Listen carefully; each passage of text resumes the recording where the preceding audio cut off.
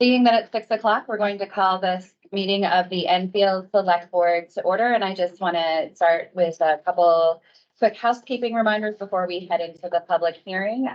To do a favor to our fabulous minute taker, make sure no matter how well you think you are, you say your first and your last name clearly for the purpose of the minutes. I ask that each person limit their comments to new comments and not like, oh, hey, what they said, or repeating it so that we can move the meeting along. I'd like you to try to contain your comments to 3 minutes and keep them concise out of respect for everybody else and the fact that we have business to do in this meeting. And other than that, we're very excited to welcome you all and have you here this evening. We have 2 public hearings.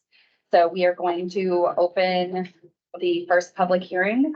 Is a public hearing number 1 is to discuss and act upon a proposed purchase of a fire department tanker pumper and the withdrawal of funds from the Capital Improvement Program Capital Reserve Fund for this purpose.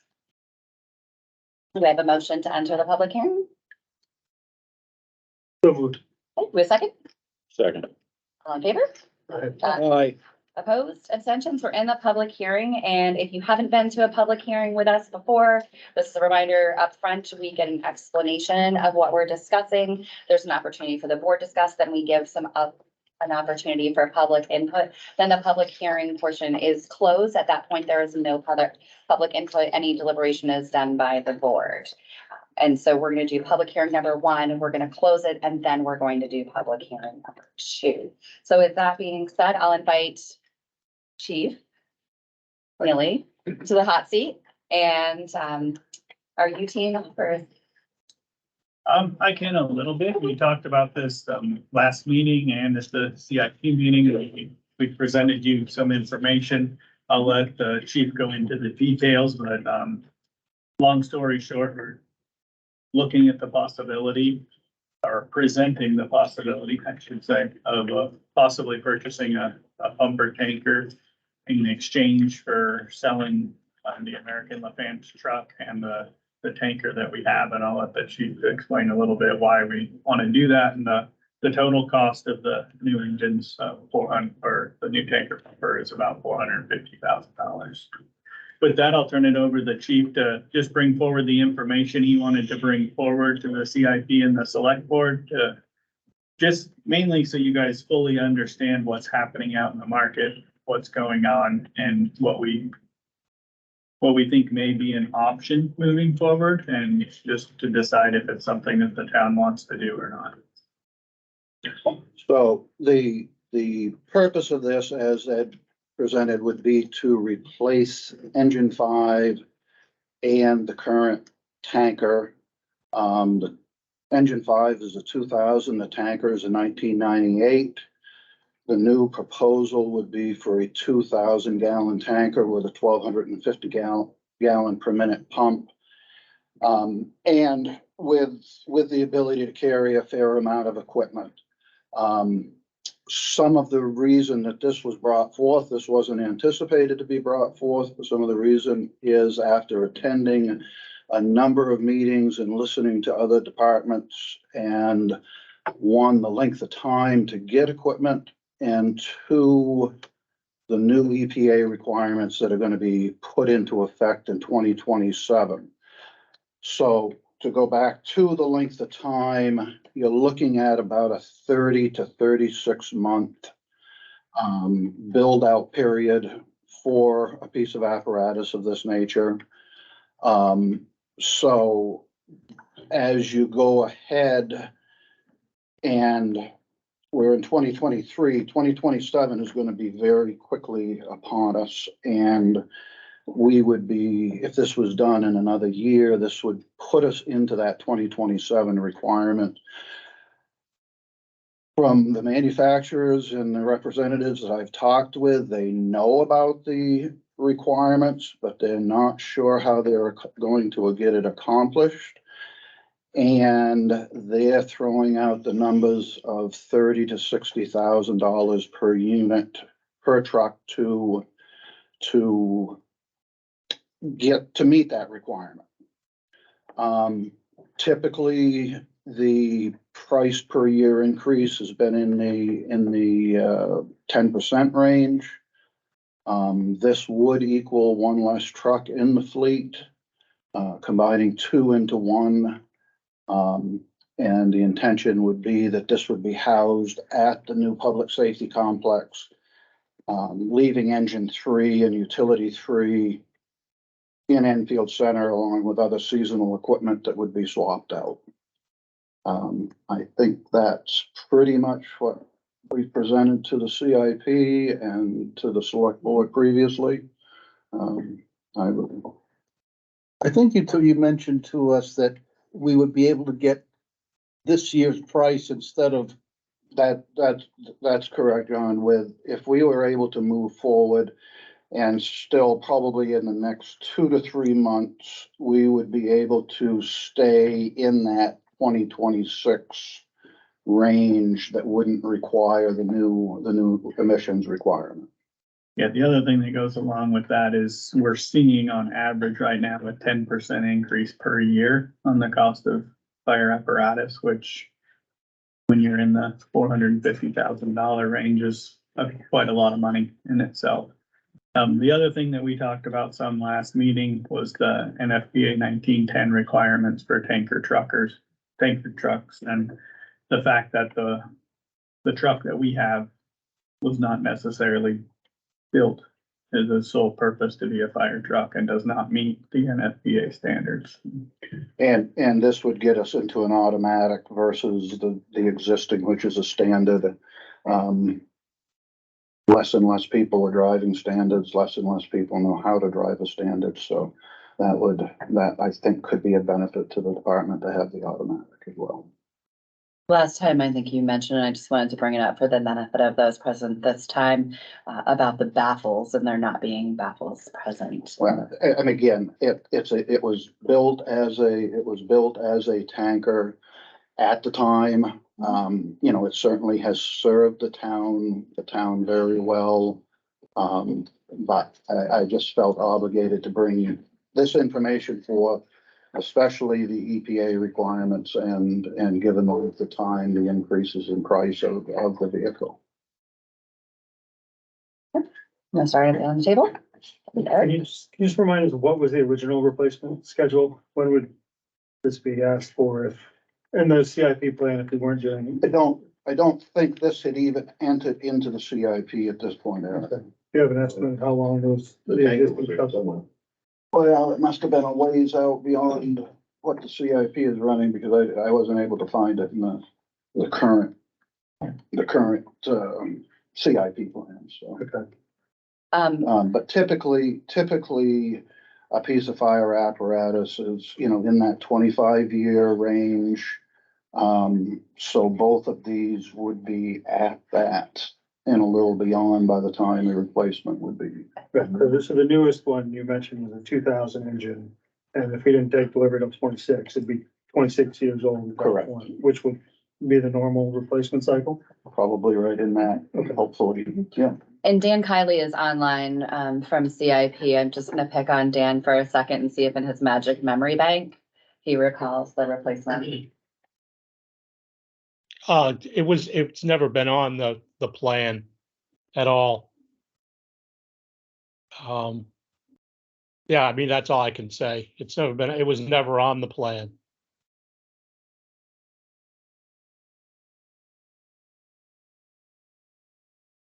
Alice, you're up next. I feel like the current condition of the equipment you have now was relevant in our last discussion. Can you just tell a little bit more about that, maybe in like very plain language? I'm not sure with like NFPA requirements or things like that. Well, and again, the equipment that we have was built at the time to the standards of the time. So it wasn't like the town wasn't getting what they needed to. One of the biggest things with a new tanker pumper would be that one of the requirements is that everything is lowered so that when you have that quantity of water sitting behind you, it's not up in the air, and as you're traveling, it's not moving your truck side to side. NFPA now requires that to be a much lower center of gravity, so it's just a safety factor. that's the tanker along with the standard transmission. I mean, we have people, and Lloyd has driven truck for years. He's been a member of the fire department for years. Is that an easy truck to drive? It is an easy truck to drive, and it is top heavy. If So. you're gonna replace it, buy something that more people are gonna be able to drive. Engine 5 has not been a problem. I mean, it's had its normal maintenance, but I think as time goes on, as any of our vehicles that we own or the town owns, it just adds maintenance typically. I think the other big point on that is it's an American LaFrance who is now out of business. And not only will it be harder in the future to get parts for that, but as we wait longer after they've gone out of business, the less that truck will be valued at. Well, and the ability to get parts as we go along. John, do you have anything? No, I made my one comment. Thank you. Tracy? I think your comments, Phil, were very good, especially about eliminating the American LaFrance because the company has gone out of business since 2014. And you have also agreed that we would trade that vehicle in now and be able to have the funds from the sale of that vehicle.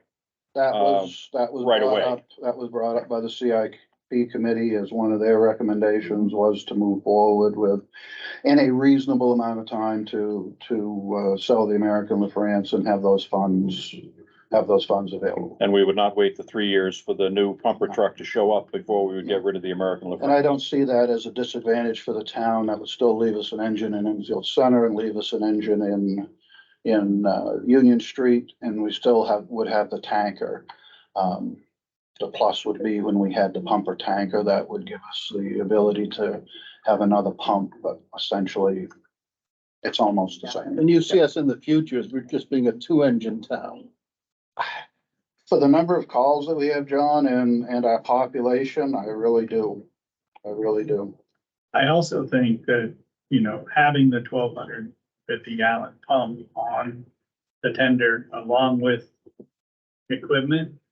I know I wouldn't run it as a frontline pumper, but if one of the ones we did have were to break down, it would easily be able to be moved into its place and serve the purpose until we can get the other one. And when equipment is certified, it's certified, this would be certified as a pumper tanker, not as an engine.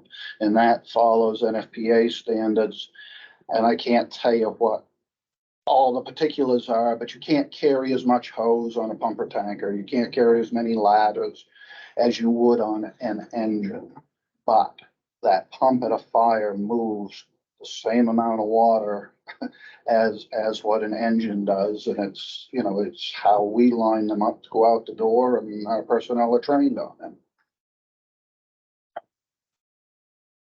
Do you have any other? I just add, I'm taking a look at the memorandum you provided last time, and it notes that in 2024, there's a new mandatory emission system, which you referenced. 2027. Oh, okay, is it? It says, yep, sorry. And it 2027. goes into effect Effect. on the stuff that's ordered in Ordered. 24, because we're 3 years out. Oh, from gotcha.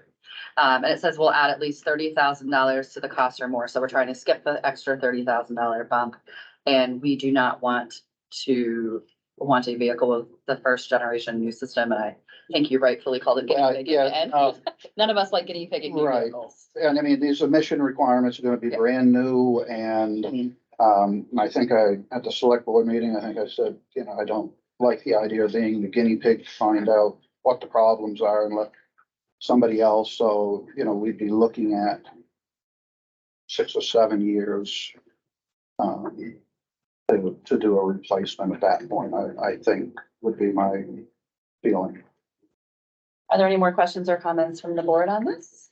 The only thing I would Go ahead. add before we get into discussion is at the CIP meeting, we were talking about dividing this into 3 equal payments. But as we have this discussion, the payment truly isn't due until we take delivery. So there's some different ways that we can do that.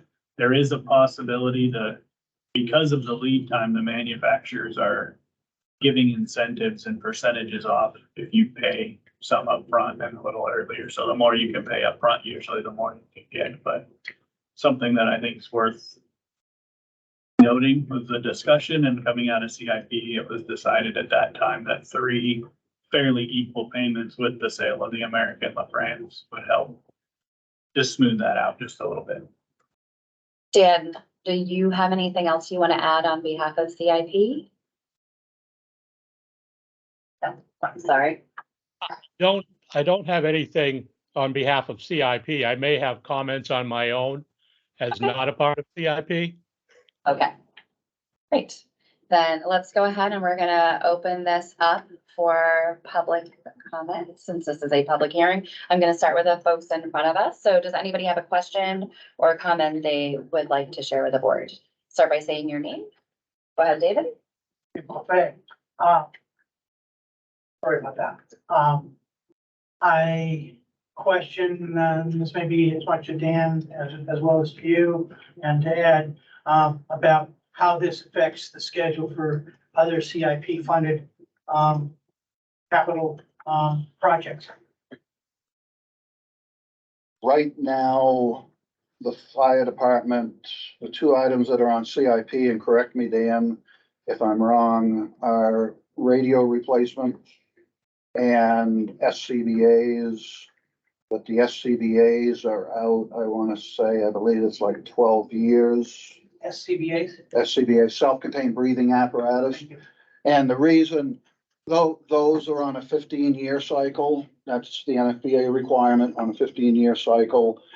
And, you know, with CIP, we discussed about, you know, can we replace 3 a year, 2 a year, something like that.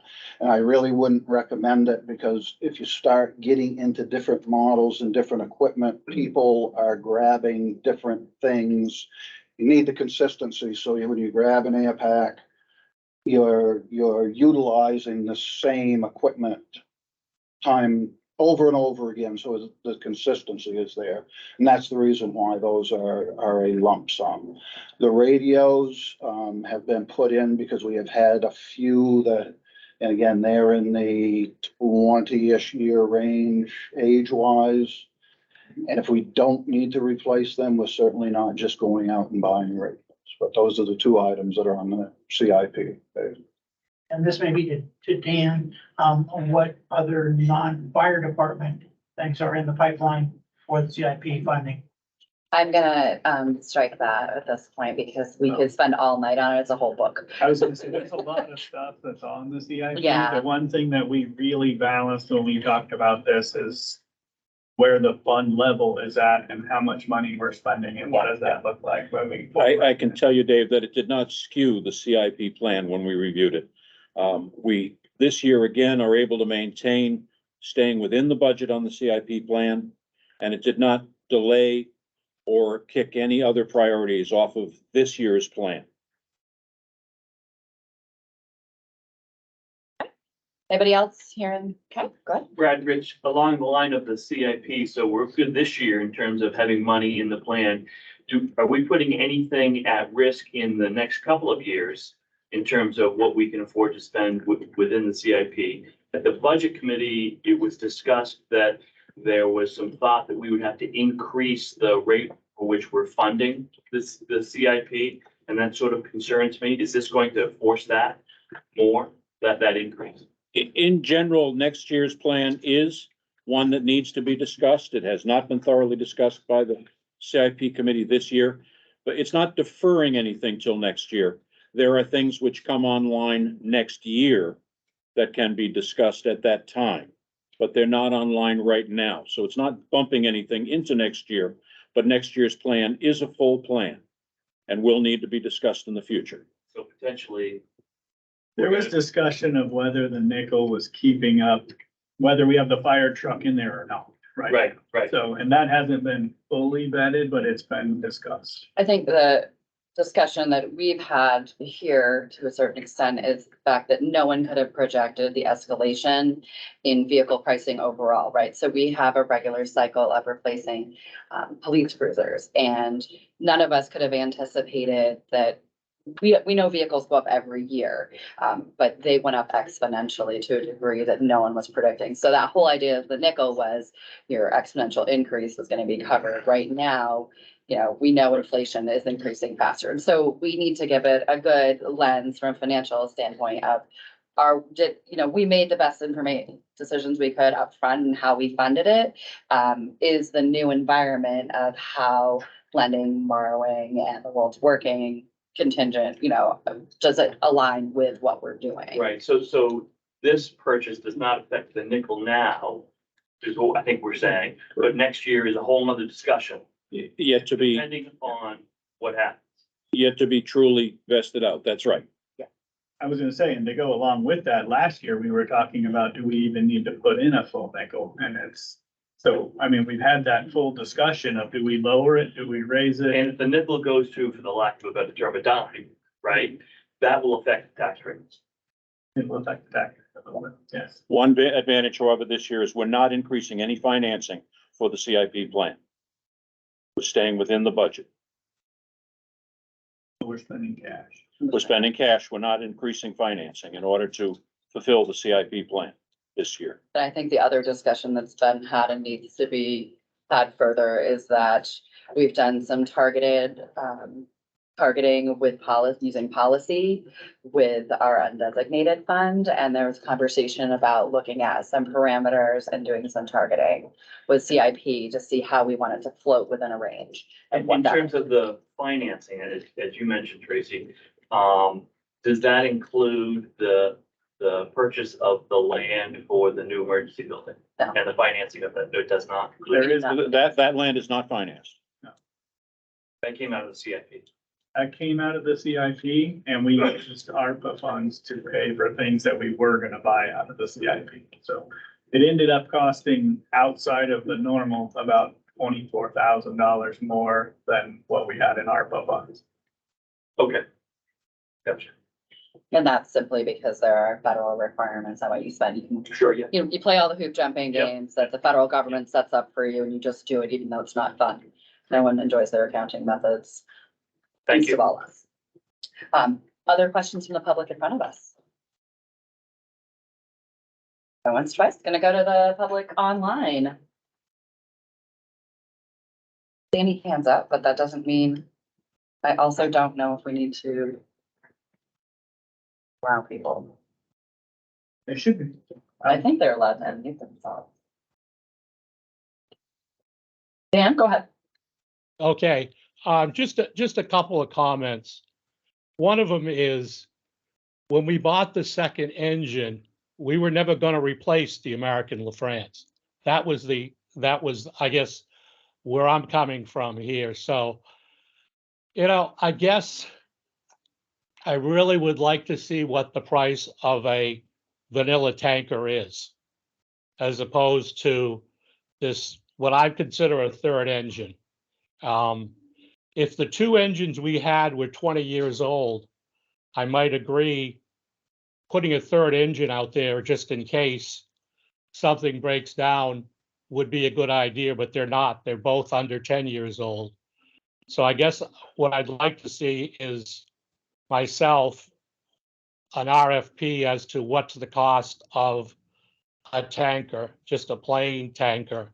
The other one is, the other idea that I've had is, if the NFPA standards are changing, then the manufacturer, I suspect, has some show or demo vehicles out there that they're not going to be able to use anymore.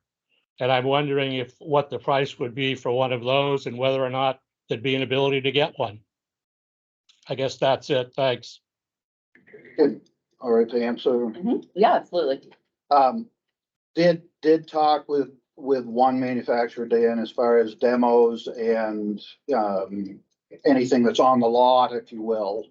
And, basically, given the length of time, and I don't know why trucks are being replaced. I think it's just come at the time when everybody's year of truck has gotten to the point of needing to be replaced. Everybody, I don't know the answer to that, but I'm not seeing demos out there. I'm not seeing anything that's on the lots, I guess, Dan. As far as the NFPA requirements, I mean, I guess I would like to see all NFPA requirements that we can adhere to, certainly, because that also is less exposure for the town. And that equals problems if we have problems, if there are problems. Go ahead.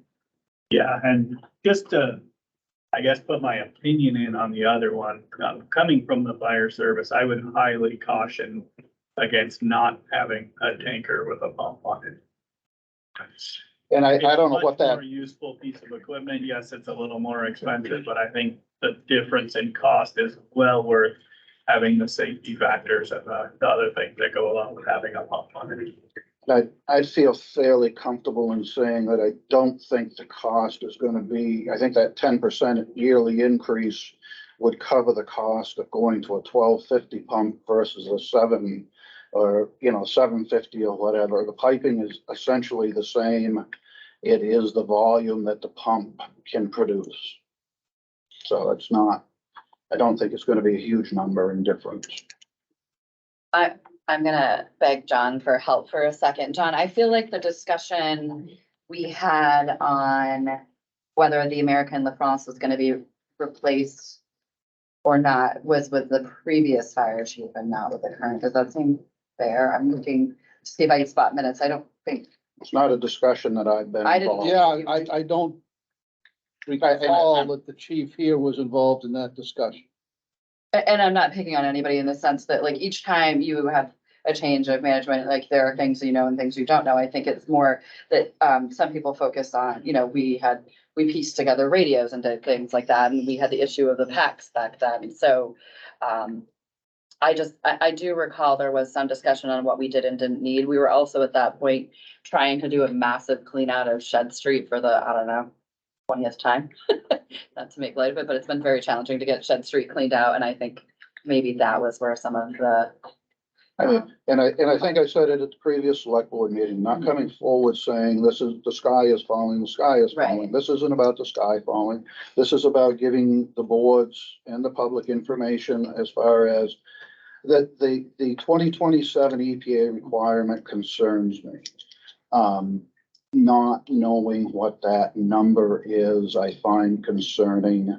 And I felt obligated to bring this information before the boards for their input and review.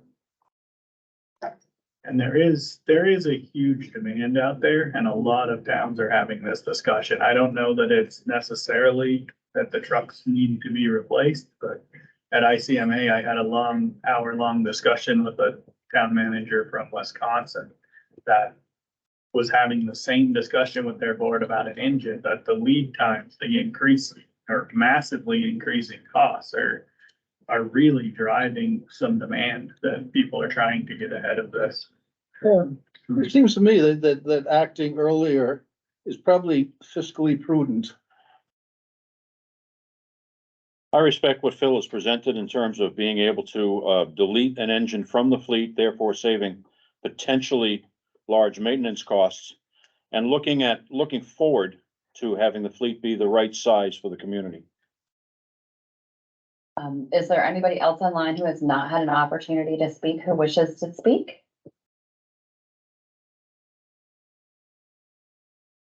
I'd like to speak. Okay, go ahead and say your name, please. Kimberly Withrow. I'm a lieutenant on the Enfield Fire Department. I work out of the Enfield Center.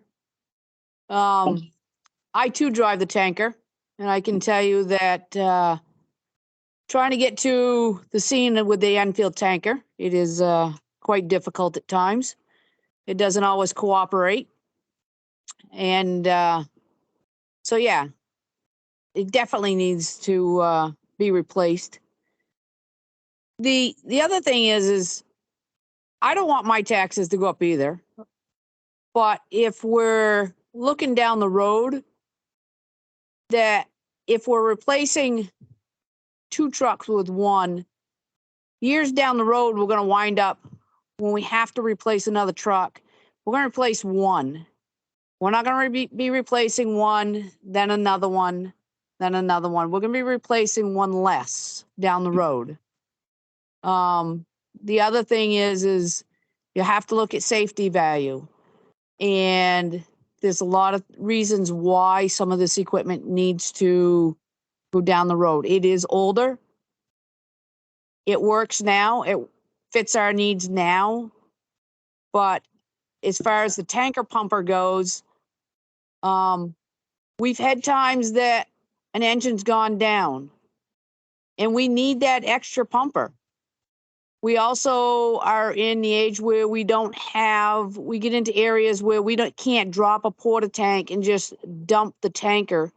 We have to do what we call a rural hitch, which means that we have to hook on and we have to pump. And if that tanker gets stuck in the middle and has to end up being a pumper, then we need that truck to produce. And if we don't have the proper pumper for that and a proper pump in that truck, then it becomes obsolete to us. So is it a big expense now? Yeah. Is it a big expense down the road?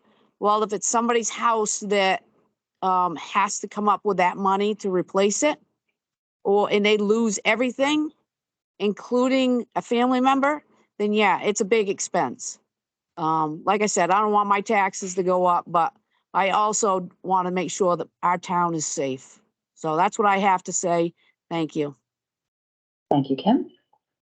Anybody else who's online who'd like to comment? You'll need to unmute yourself.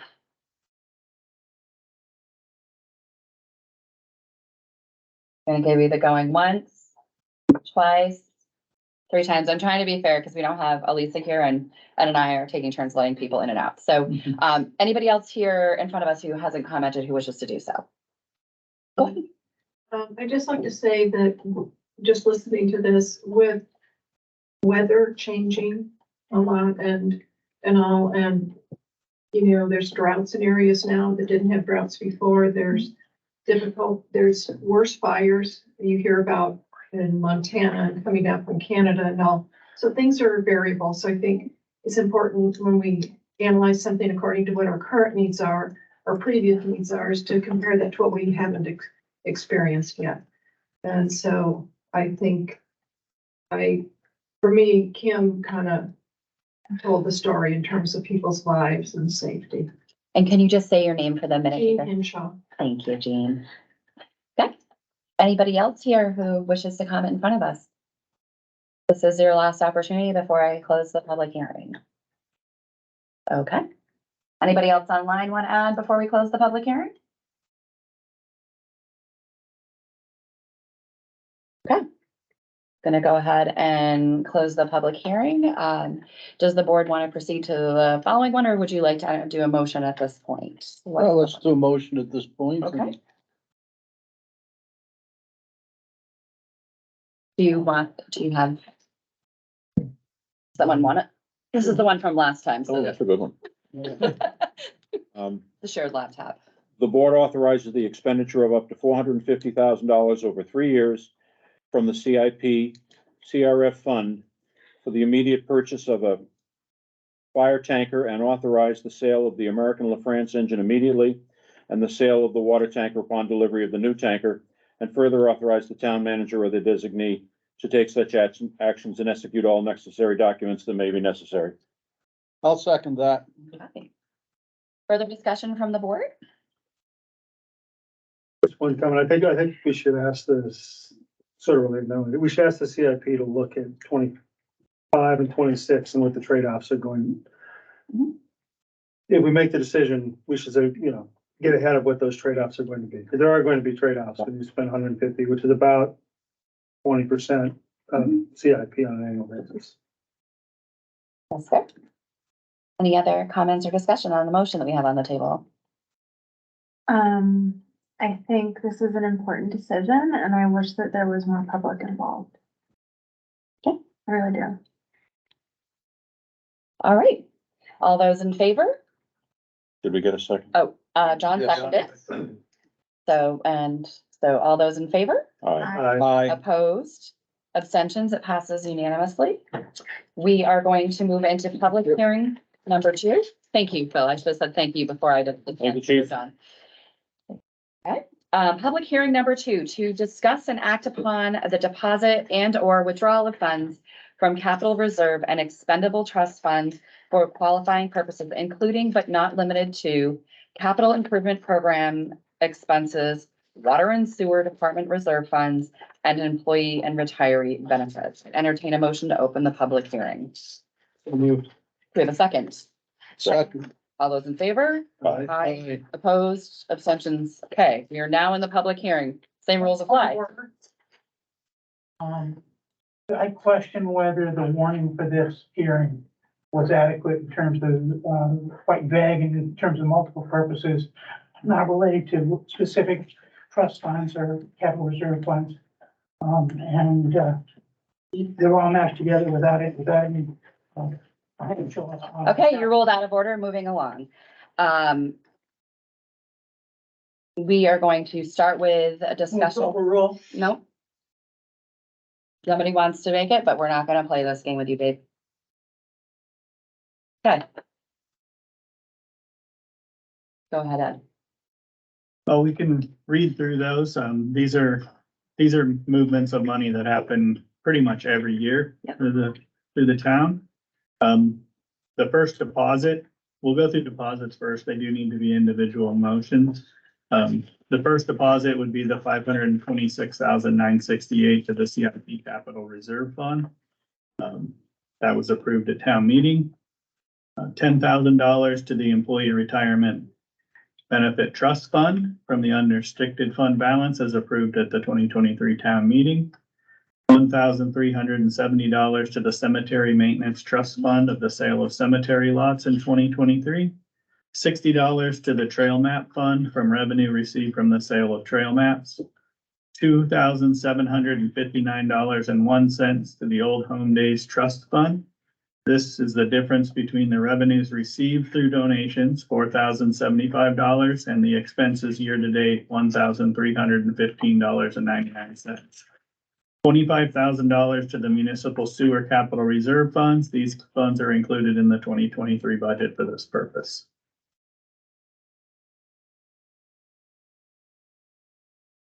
And I do believe, actually, the first 5 of those is town manager authorization. So the only one that the select board will be voting on is the movement to the $25,000 to the Municipal Sewer Capital Reserve Fund. So for those who have not done this in the past, this is a standard operation that we have to do each year. Does anyone on the board have questions or comments on this? Including asking clarifying questions, because it is, it's one of those not fun accounting pieces we get to do.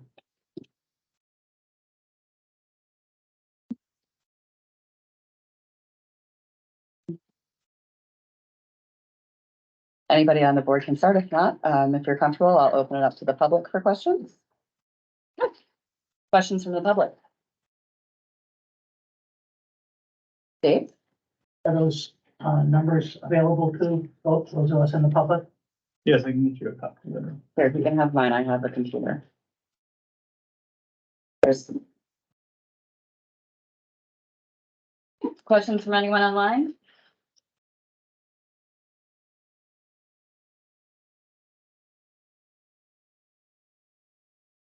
Dave, are you gonna read through those and tell us if you think there's something untoward that you need to have a moment with, or if we can move along? I'm not sure I can do it on the fly.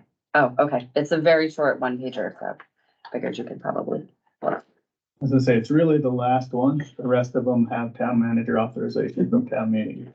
So we're not doing something that was outside of town meeting. The only thing they're asking to do is move $25,000 from operating To the sewer cap. to the sewer capital reserve fund. So it's not getting spent, it's getting moved into capital reserve, which is basically the equivalent of a household named savings account, for lack of a better explanation. A what? It's like, if you had a car fund at home, right? This is our capital, this is our sewer fund, Capital reserve. capital reserve. It's for major projects. It's for major projects, which we know we have many major projects that we have studied and find consultants to write us up a plan on, so we're saving towards those purposes. Any questions before we close this public hearing? In person, online?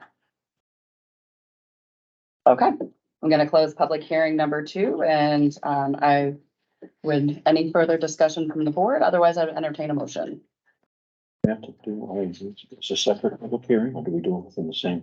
This is sort of written to be within the same public hearing.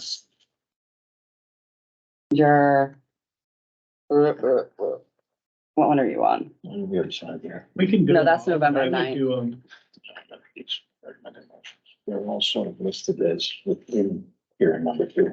Yeah, I would do it. Oh, okay, I I'm sorry. just- I was like number 9. I don't think. Yeah, I gave mine. Quite yet. Yeah, I don't think you closed the public hearing, Okay. but I think we can move. Do them. Motion, Yeah. move away from public comment. Comment, I okay. would do one motion at a time. It'll be a lot. Okay. more clear. All right, so we just won't close the public hearing, Kate? and- Okay. And do one motion at a time, is that okay? We can do that.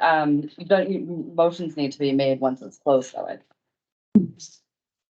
So, yeah, that's why it has to be Okay, wait till it's closed. closed and then do all Yeah, the motions? Yeah, you one have to at a do time? one motion, then another motion, then So we another. can read through that one. Do you want to read through the other I two? think you read Okay. through the motion so Sure. people know what you're doing and then read through. it. Okay. Okay. All right, do you want to go through the other ones, or do you? We can do that. I'll go ahead and read through this. The second page is not a motion for the select board, but it's, movement that was approved through the CIP fund, and then the other 3 at the bottom were probably the bigger ones that were not put forward, and they were approved by the select board as we move forward. One of those was the fire department forestry truck conversion. $37,763.74 was expended in 2022. The remaining reimbursement of $12,089.02 is being requested from the CIP CRF fund and has previously been approved by the select board. Replacement chipper, full cost $64,405.75 to come from the CIP CRF.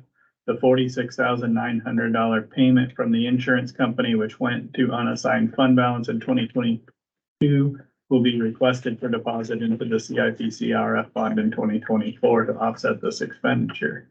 That again is an accounting issue that we talked about, that it has to go in the fund balance before we can move it to CIP. $5,000 towards the purpose of the Buffalo leaf blower that was approved. Cemetery maintenance expendable trust fund expense is the next one. Cemetery signs, the select board had previously voted to expend up to $7,800 from the cemetery maintenance expendable trust fund. This is something that was budgeted, and we decided it would be better used coming from the cemetery maintenance expendable trust fund, so that money will be folding back into undesignated fund balance at the end of the budget. And then other funds, the town manager is authorized to approve deposits and withdrawals from Mascoma Lakeside Park. 2 of these movements.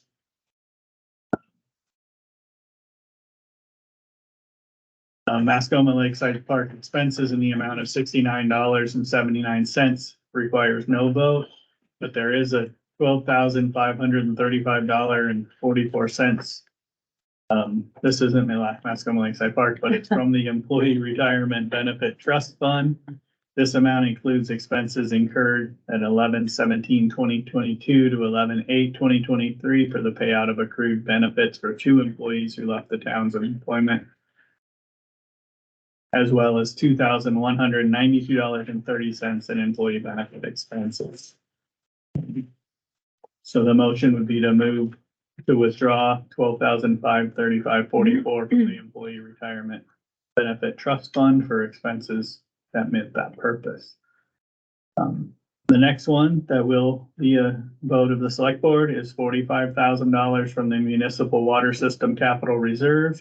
The Public Works Department recommends withdrawing $45,000 from the Enfield Municipal Water Capital Reserves and not make the scheduled 2023 deposit of $25,000 into the Capital Reserve Fund.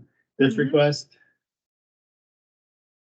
how much? Withdraw $45,000 and not put in the $25,000 that we were, Mine says not make a deposit of $525,000. On number 24. In the That's what I motion. have. Oh, that's in the motion. I'm in number, if you go up in number 24 where he's reading, mine says 25,000. Yeah, there's a typo in the motion, the proposed motion. Okay. Oh, that's a dollar sign. that's supposed to be a dollar. I was like, what's gonna happen? Okay, Change the 5 to a dollar sign. yes, got you. Thank you. I was And like, and not deposit 25,000. And not deposit 25,000 into the capital reserve. This request is to cover the extraordinary cost related to 4 water pump replacements.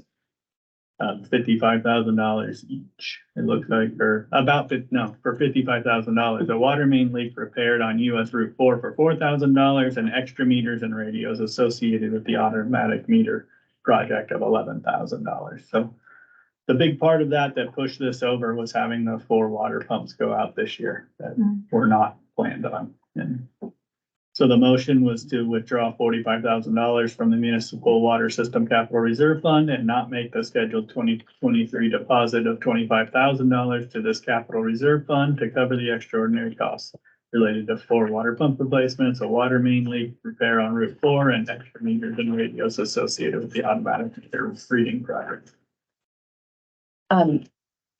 Just going back in time a little bit, I'm trying to recall, there was a discussion.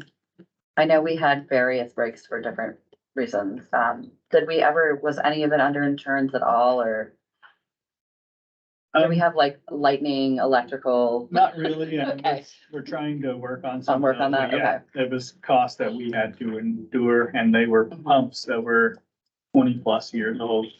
So, insurance companies don't buy you a brand new one when you're a 20-year Right. old pump, right? Yeah. So if we were to be able to recoup anything, it would go into general fund and, No, it would go into the water. I'm sorry, into the water fund, not into the reserve. And if we wanted to transfer it back, we would We have could. to. Okay. All right. Okay. So since the board has not had a discussion on this portion yet, let's start with the board. Do you guys have questions? I'm all set. Now I'm all set. Open it up to the public. Go ahead, Dave. Are the water, and sewer related, costs passed on to users, or is that for the whole town? Any water cost is for water users. It's not allowed to be passed. Okay, so that would then get passed on through a rate increase. Yeah. Not necessarily, because this is coming from the capital reserve fund, which is set up for this purpose. So we save, just like other savings vehicles in this town, in advance to a certain extent for very sad times, like the one we just had, because I don't think anyone could anticipate losing 4 months in 1 year. And obviously we endeavor to replace things on a replacement cycle now where we weren't necessarily doing that before. So, but I would say the town picks up a little bit of the bill because we are water users, not much. Oh, Yeah, Yeah. right. we are users. We are users, so we do pay, right, a portion of it is allocated to us, but it's not a substantial portion. But it has to be replenished, right? The fund, does the fund have to be replenished? There's the 25,000 that was supposed to go in this year goes in every year out of the water billing, and it gets set aside for larger projects or incidents such as this to help offset the cost. And It's so just when, like not putting 25 in this year, I mean, we have to put 50 in next year. Not I think it's necessarily. gonna elongate our cycle, maybe, I think you could, but, the 25, that's part of the water. I'm gonna call it the wrong thing, the one study we did, which was, I guess I'm gonna call it the water study. Yeah, we did the study to build the capital reserve and the fund balance in each of those and to make sure that rates are set appropriately. Well, in essence, we're not putting in 15 that we would under normal circumstances do. The difference between the 45 and the 45 and the 20, Yeah. not putting in 20, excuse me. No, 25. we're not putting in 25. Not we're putting in taking 25, 45 excuse me. out. We're withdrawing and we're keeping. Yeah. Yeah, because we're it was- withdrawing unexpectedly and not putting in Yeah. unexpectedly. Right. So we could either revisit our schedule or the schedule would elongate. I guess that's the. I think we're in a point right now that we can absorb this in that fund without seeing an immediate increase to that, you know, what a future rate study would hold or what the needs are. Couldn't tell you at this point, but we continue to build the capital fund. We continue to build the fund balance and they're both in decent shape in the water side. It's the sewer side that's a little tighter. Okay, other questions from the public here in front of us on these items? Questions from the folks online? Comments?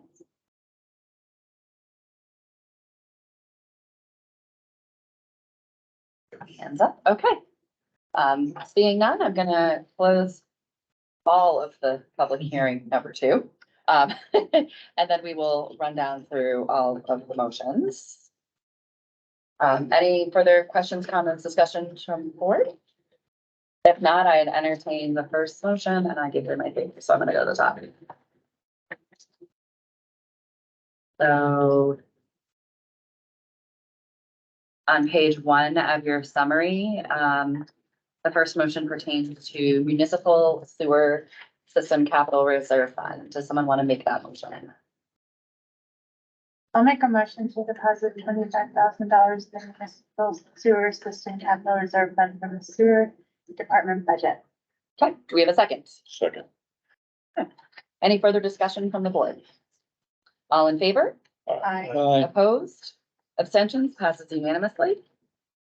And I would just caution everybody, the lovely blower to our heating system is quite loud, so if everyone would speak up, I'm not worried about me, I'm worried about that. Talk to the owl. Talk to the owl, talk to the owl. So our next one is going down, down, down, under number 16.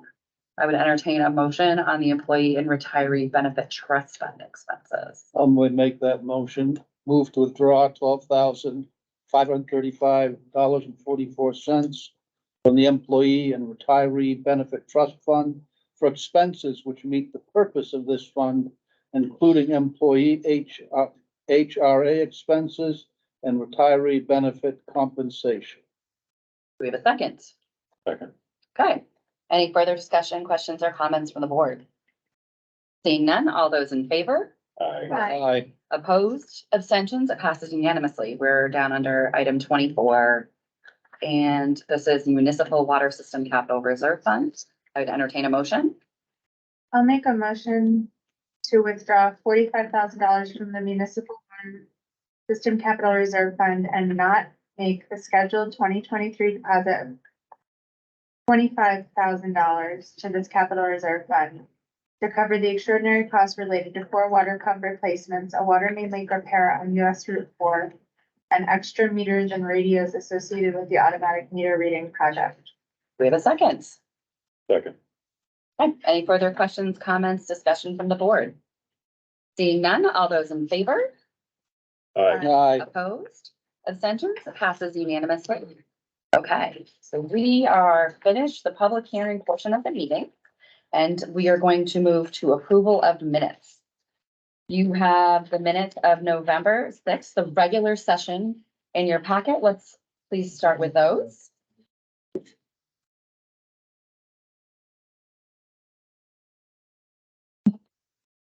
I would entertain a motion.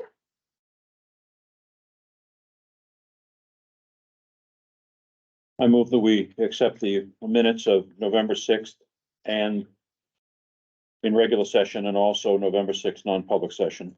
We're gonna wait just a second on the non-public. Okay, then I move that we accept the approval of minutes for November 6th in regular session. Thank you. I'll second that. Perfect. Okay, does anybody have any questions, comments, corrections? No. Take one, pass it down. Seeing none, all those in favor of the minutes printed, defy by saying aye. Aye. Aye. Aye. Opposed? Abstentions? Passes unanimously. I just passed around the non-public minutes, very wise. Yes, you. If I would like everyone to just take a moment to read them. They are currently sealed, and that is why they are being circulated in this manner. Yes, read them. We were gonna review and see if we were gonna keep them sealed or unseal them. If they stay sealed, then I will need to collect those back.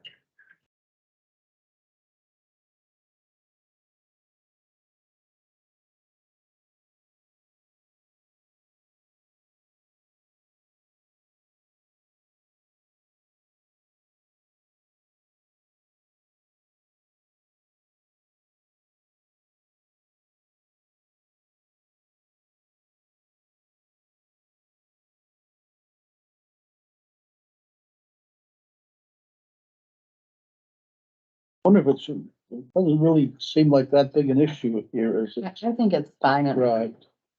Are you guys fine with it? Publish it as this. Yes, that's this. Yep. You want to make a motion to, I Well, would pub- move that we unseal the minutes of, As written. as written, My name is. I think we probably should minutes do, of November sixth, 2023, non-public. With the exception that we misspelled Alice's last name. yep, you're all right. We're With the missing an N. amendment. Thank you, Tracy. Okay, so just to make sure I have a motion right, we have a motion to unseal and approve with a correction, is that, Yes. yes? We have a second? Second. Okay. Is there any further discussion? If I understand it right, the minutes that would be published are what I'm reading. now. Exactly right here. Yep, That is the this is minute. it. And that's it. Yep. Okay, And this is Okay. it. fine. Okay. Any other discussion? That's important. Are you fine with it? I'm fine. Yeah. Okay, and we're spelling your name correctly, so that'll be nice. Thank you. Yeah. Okay. Okay, all those in favor? Aye. Opposed, abstentions? Passes unanimously. Did we sign it or anything? I Uh, have a copy to sign. except for the part we have to, Oh, later we'll do a copy to sign. Yeah, that's right. We have that back. Oh, you guys We can take keep them back. them. They're Take them back. I'm told we take them back. I mean, or you can keep them if you want to collect them. We'll send you. a real- Purple papers stick out too much. Like that. Okay, Okay. so we are on to business of the evening. We're just gonna kick it off with board reports, and since Eric insists on sitting in the first slot, he gets to go first again. I'll be very brief, because, the big output from the recent planning board meeting is on the agenda, which is the founding of a contractor for our grants for rewriting zoning and continuing the master planning process. We'll talk about that later. Hi, Alex, you're up. Heritage Commission has not met, and Eva just did the Main Street's holiday decorating this past weekend, so I hope everyone gets out and enjoys it. It's a good time. Oh my God. I'm waiting for the next budget committee meeting. Go ahead, Tracy. I don't have anything to report from the Energy Committee. I don't know whether we should report anything from the CIP or not, or wait.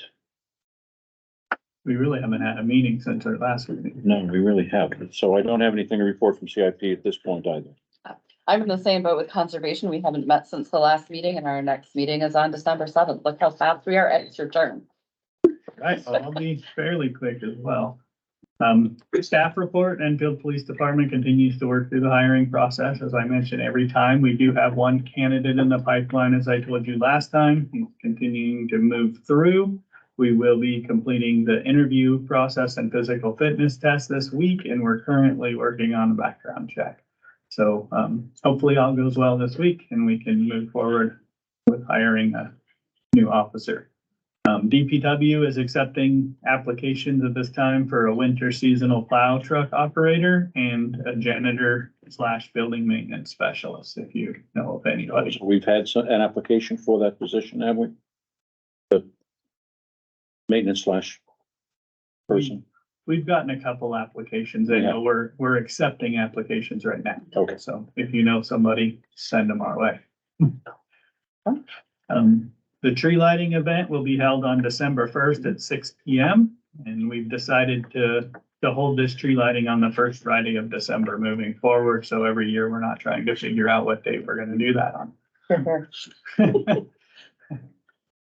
Whitney Hall groundbreaking at the last meeting, I told you we were tentatively gonna set that date for December 8th. I do think that's gonna get moved.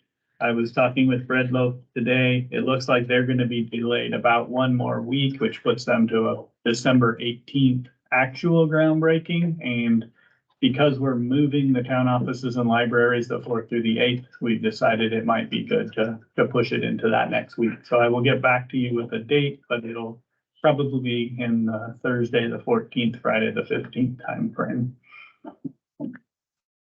Shed Street, have some good news there. We had the asbestos abated from the Red Barn area. The tanks and stuff outside were drained.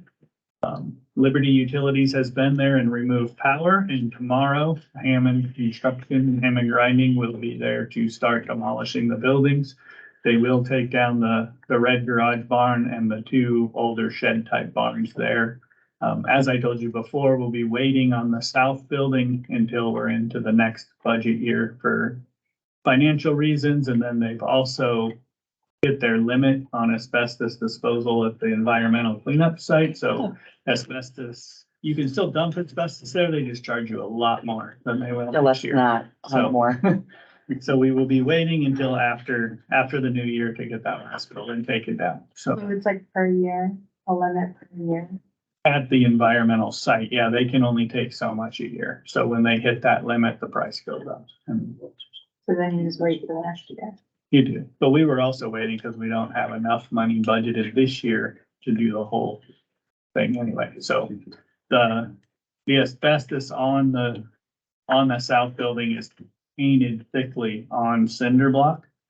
And we're gonna have to knock that down and dispose of the whole cinder block in the environmental cleanup. So it's gonna be a heavy disposal, and we don't wanna be paying extra fees. Yeah. Or any time. Whitney Hall, just wanna let you know that the staff continues to pack Whitney Hall. We're preparing for the move the first week of December.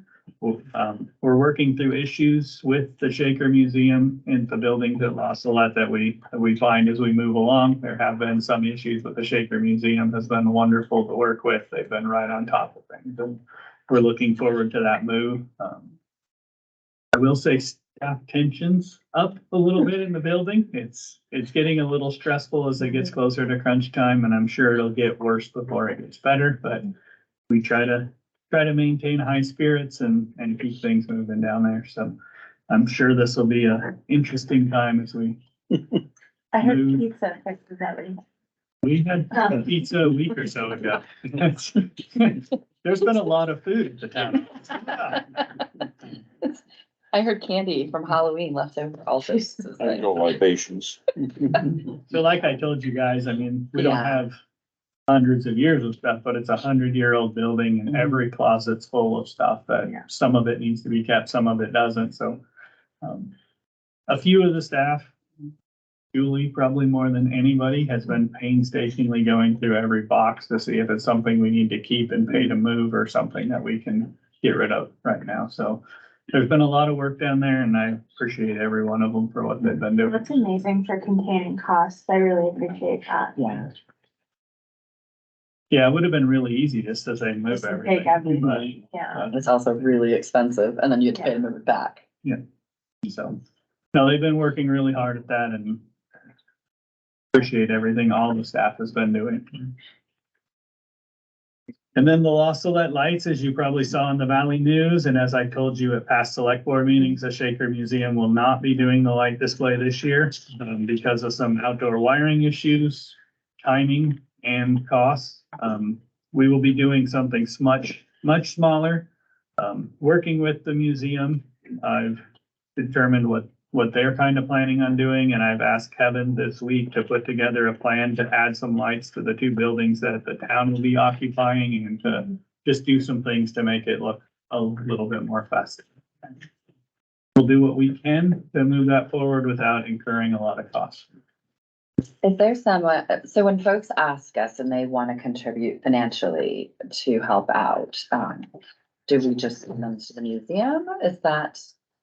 Is there a fund? That's kind of, I would send them to the museum. The Okay. town shouldn't be no, collecting I money for didn't know if this. there was a specific spot we should send them. I've been sending them together again and trying to let the museum work through that. The But I museum don't, has a capital campaign up on Put together on again. their website. It's very easy to donate online. So that's where I've been sending them. Yeah. I, Not specifically for lights, though. It's not specific. No, No, but but- for the capital Right. program in general, which is. yeah, and I think that's up to the museum if they want to direct capital funding into a particular area, but I've been sending them to the general capital campaign. I just didn't know if there was a better spot. Okay. There's no questions that I'm trying to answer people's questions because I understand, right? Like many of us have gone there for years and it's very sentimental and it's hard, but I think that we're very lucky the museum undertook this massive project and I don't want to make their lives harder either. Well, and part of it was that wasn't, I guess, expressed really well in that article was, they took over in October and this is a large planning event and it takes most of a month to set the lights up that were normally there. Not to mention the electrical issues and other things. that- Huge electrical issues, If someone. dangerous issues. I think I'd probably just be clear, because I know that people are asking like if they want to support the lights, where to set them. I think I may be specific that like if you make a donation, it may not be reflected this year. Or it may not be supposedly to that. I don't know. I think they have to discuss that directly. I think we refer them to the Shaker Yeah. Museum that owns the property. Yeah. And they Right. That's the discussion with. I'm not sure the museum's even geared up to accept specific requests for a specific purpose like that at this point. I would say Is that as, a good answer? as the interim director of a nonprofit, it's very. All the Shaker Museum and ask. Yeah. That would be my That answer. would be a good Yeah. answer. It's very hard when you're a small nonprofit to manage a lot of very like personal requests. You can kind of do general funds, like this is a fund, but when you get down and you drill down into those small wish list items, they get really hard to manage from a personnel point when you're small. So I respect people's desire to chip in for that, but I don't know if the museum's ready to do the accounting gymnastics you get to do for that either. Good point. And that's just my personal kind of guess from dealing with it on, because I have people who are like, Kate, I want you to go buy peanut butter crackers for children only in Indian River School, and I'm like, no. Right, because it's too time consuming, it's too hard. I'm not saying it's that specific, but it's just very hard when you're a small nonprofit to honor people the way that you wish you could. I think they've done a darn nice job, and I think they've tried very hard to communicate and Well, and outside of the lights, there are some major building issues too. that they're doing. Yes, right. And I think Ed's Yeah. been very careful about how he's talked about it, but they received those buildings with all the contents, so. It's, a lot, There's a Lots- lot of- lots of moving things. There are treasures that abound in our area, in the town office and in the museum, and an awful lot, so. Oh, boy. And it's winter, so we're not storing them all outside. And they're not going to Shed Street. Don't anybody get any ideas? So, do you have more, Ed, for us? No, that's fine. So, Okay. Do you guys have other questions for Ed? No. Okay, let's move down to the business of the evening. We have approve and adopt emergency operations plan. So as Tracy mentioned to me the other day, very wisely, this is a very long and chief, yes, you're gonna come sit with us. And we We'd visit, like you to read it to us. so everybody get out your bedtime story. This is gonna be a 30-part reading every day till Christmas. No, I'm kidding. It's very long. And I will let you explain it, but this is something we do every year. So, well, every 5 years. I'm sorry, every Every 5 years. So, Feels like every year. the town of Enfield has an emergency operation plan. Our last plan was adopted by the select board in 2015. Obviously, COVID in 2020, FEMA recognized that, and Homeland Security recognized that was not a great time to gather everybody together to approve a plan. And so we were given an extension, several extensions. And now those extensions have run out. We put together a team of stakeholders and people that are involved. We reviewed the old plan, made the changes that are necessary to update the plan. We added in a few things that we felt were a little bit lacking in the old, not lacking, but needed more beefing up in the new plan. I'll say an emergency operation plan is not a step-by-step guide of what to do. What it is it's really, a lot of it is boilerplate.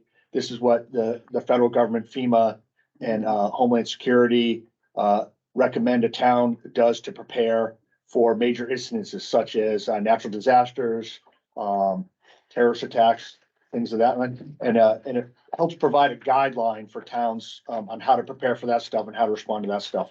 Since I took over as chief and emergency management director, we've used it to go department to department to kind of make sure that they understood what their roles and stuff were in those situations and for training. And so I'm glad to say that the team did a great job of going through and updating and adding things that we thought were needed. Some of the major things that get changed in that from 2015 to today is updating lists of businesses that are available to us to get supplies if we need it. Who we can get generators from outside what we have, who has heavy equipment that could come in and help move some stuff for us. And some examples of that are when we had the major storm in the winter storm, the spring storm. We used some outside resources, Lebanon, DPW, stuff like that to come in and help us move dirt. And those are things that we all, as department heads and as a town, we all work through that, but the federal government says we need to put that on paper, even though we already do it. And so that's what that is. I know it's a 200-page document of every little situation you can think of. There's even a thing in there on what to do in a tornado, and stuff like that. But it's a necessity that, and a good necessity the town should have and be prepared and stay on top of getting renewed, every five years or so. I will say as well that, as he said, there's a lot of boilerplate in here that's given to us from the federal government to move forward. The select board, we work on it as staff, we bring it to the select board for approval, then it will need to be submitted to FEMA for final approval. And we do work with a company, a vendor, you would say that their expertise is in helping municipalities with emergency operation plans and hazard mitigation plans.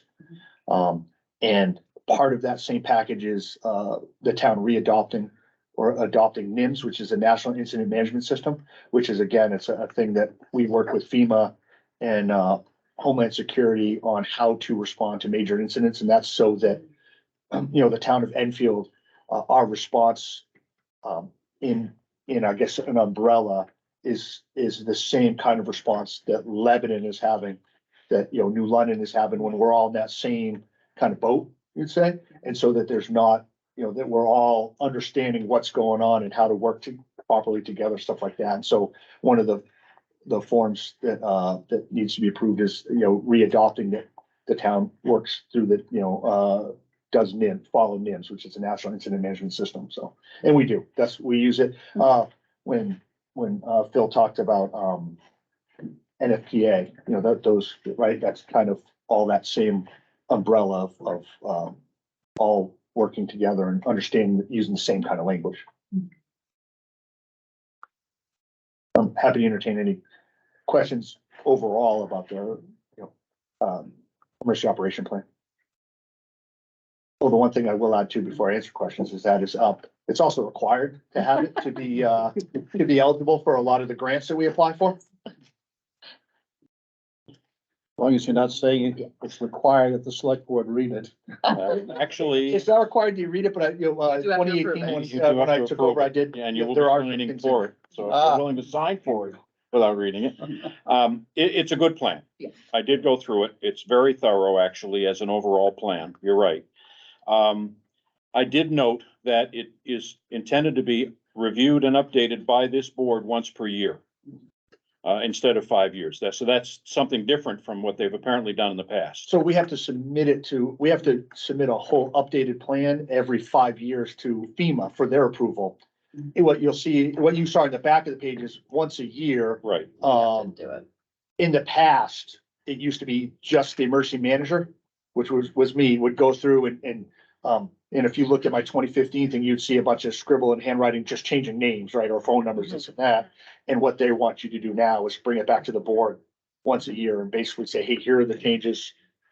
that are made. Does anybody have any issues with, you know? So we're that not leads making- to they're my not next major- question, which is who will be maintaining the life of the plan on a regular basis? That would be the emergency management director. So Okay, currently- so The guy in the hot. it will be, okay. Yep. Yeah, that's my responsibility. My responsibility is to maintain the plan, and also my responsibility is to make sure that our department heads and stuff understand their role in the plan, and that's, you know, we've been doing that since I took. Right, it is. I saw that there were also signatures gonna be required by other members of the emergency response team, if you will. Yeah. Good. Other than a few corrections, minor points, which I won't waste the time of everyone right now, and I may write you a text message or something like that. Sure. I think it's a very good plan. I And think, it wasn't just me, there was a whole team. Yeah. I understood. I saw the team and kudos to the entire team for meeting. I can't even imagine how many times to go through it, but I'm sure extensive. definitely, thank you to everybody who worked on it. I had a couple just easy questions, which I think, one is just if we're doing this and we're gonna keep a copy somewhere in Adobe, that when they have those subchapter, the subchapter, title pages, if we could make them so when you click on page 31, it takes you to the section.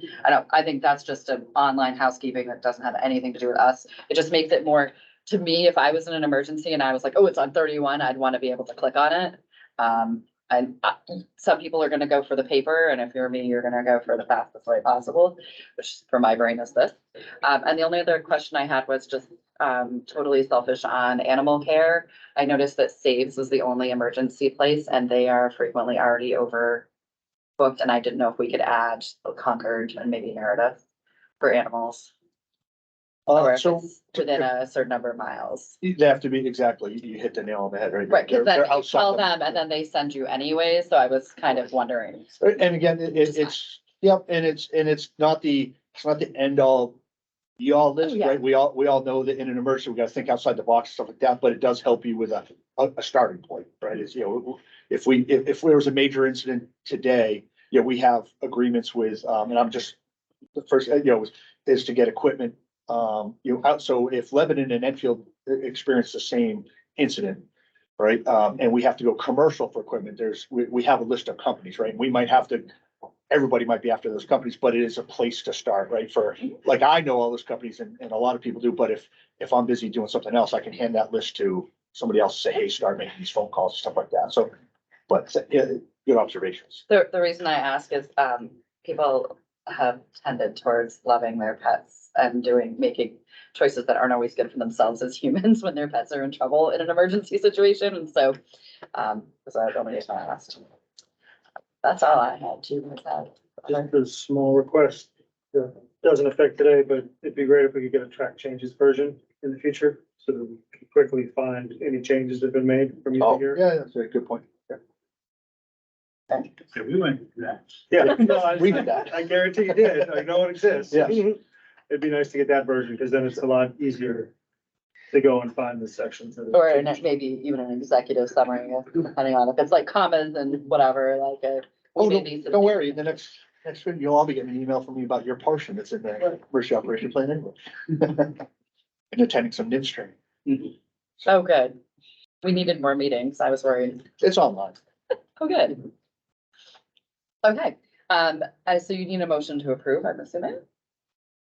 We have Motion. a motion to adopt. Adopt, Motion to I'm so adopt, sorry. yeah. Motion to adopt. I would entertain a motion to adopt as printed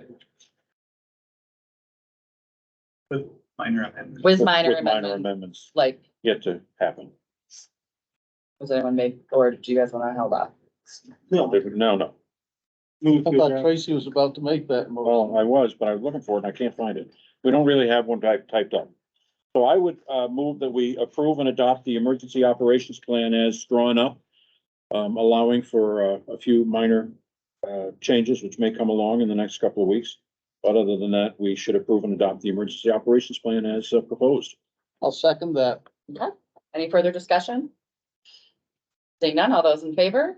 Aye. Opposed, abstentions, passes unanimously. Ed, you'll prepare the documents that we're supposed to sign that would be a part of the plan, I presume. There are pages that we're obligated to sign. Yeah, we'll make sure that those come forward. Yeah. Yeah, let's plan, why don't we plan on signing next week? Oh, I didn't mean tonight, by any. No, I'm just saying, in general, why don't we all commit to trying to stop in next week, because we have multiple things to sign. So I actually have the specific language that the, Oh, do they have something they want us to they say? do. I forwarded to, at least unfortunately it didn't. Do you want to forward it to me and I'll pull it up right now? Sure. Pop it across the table. See. If you do that, Will then you send an email or something when stuff is ready to sign or? Yeah, we'll get the whole thing.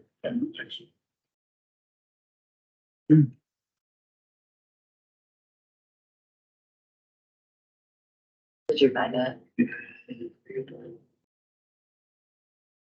And if it takes a while, you're welcome to read it off my phone if you, Hang on, you sent it already? I just sent it. I already have it pulled up on my phone. Yeah, maybe hand it over, because I don't know why normally your stuff comes right in this meeting. There's this one and then there's one and then there's one. Here's the adoption part. Okay. There. Was it 15? Now you may not take his phone to use it for work. Sorry. Statement of adoption for the town of Enfield. This publication of the Enfield, New Hampshire Emergency Operations Plan represents a concerted effort by the town's government to provide a mechanism for effectively responding to and recovering from the impact of natural or human-caused disasters or emergencies. The plan and associated supporting documents aim to facilitate the delivery of local government, town, and mutual aid resources and provide needed assistance and relief to disaster victims and the community. As no town has the resources to manage a significant emergency without outside assistance, this plan represents Enfield's best intentions to deal with disaster within the framework of town and statewide coordination. Adopting this plan nullifies all previously adopted emergency operations plans for Enfield, New Hampshire. And so, So I so move. and somebody's renewing their second, was it you, Jeff? I'll second that Okay, also. and then we'll renew our votes. All those in favor? Aye. Aye. Opposed, abstentions? It's unanimous. And then the next one, And then we have Thank to you. adopt NIMS, which is National. NIMS. And you're going to tell me what NIMS stands for one more time. National Incident Management System. I knew, I just wanted everyone else to. That's fun. NIMS resolution for the town of Enfield. It is hereby resolved by the town of Enfield, New Hampshire, that whereas emergency response to critical incidents, whether natural or human caused, requires integrated professional management, and whereas unified command of all such incidents is recognized as the management model to maximize the public safety response, and whereas the National Incident Management System, herein referred to as NIMS, has been identified by the federal government as being the requisite emergency management system for all political subdivisions, and whereas failure to adopt NIMS as the requisite emergency management system may preclude reimbursement to this political subdivision for costs expended during and after a declared emergency or disaster, and for training and preparation for such disasters or emergencies. Therefore, it shall be the public policy of this municipality to adopt the NIMS concept of emergency planning and unified command.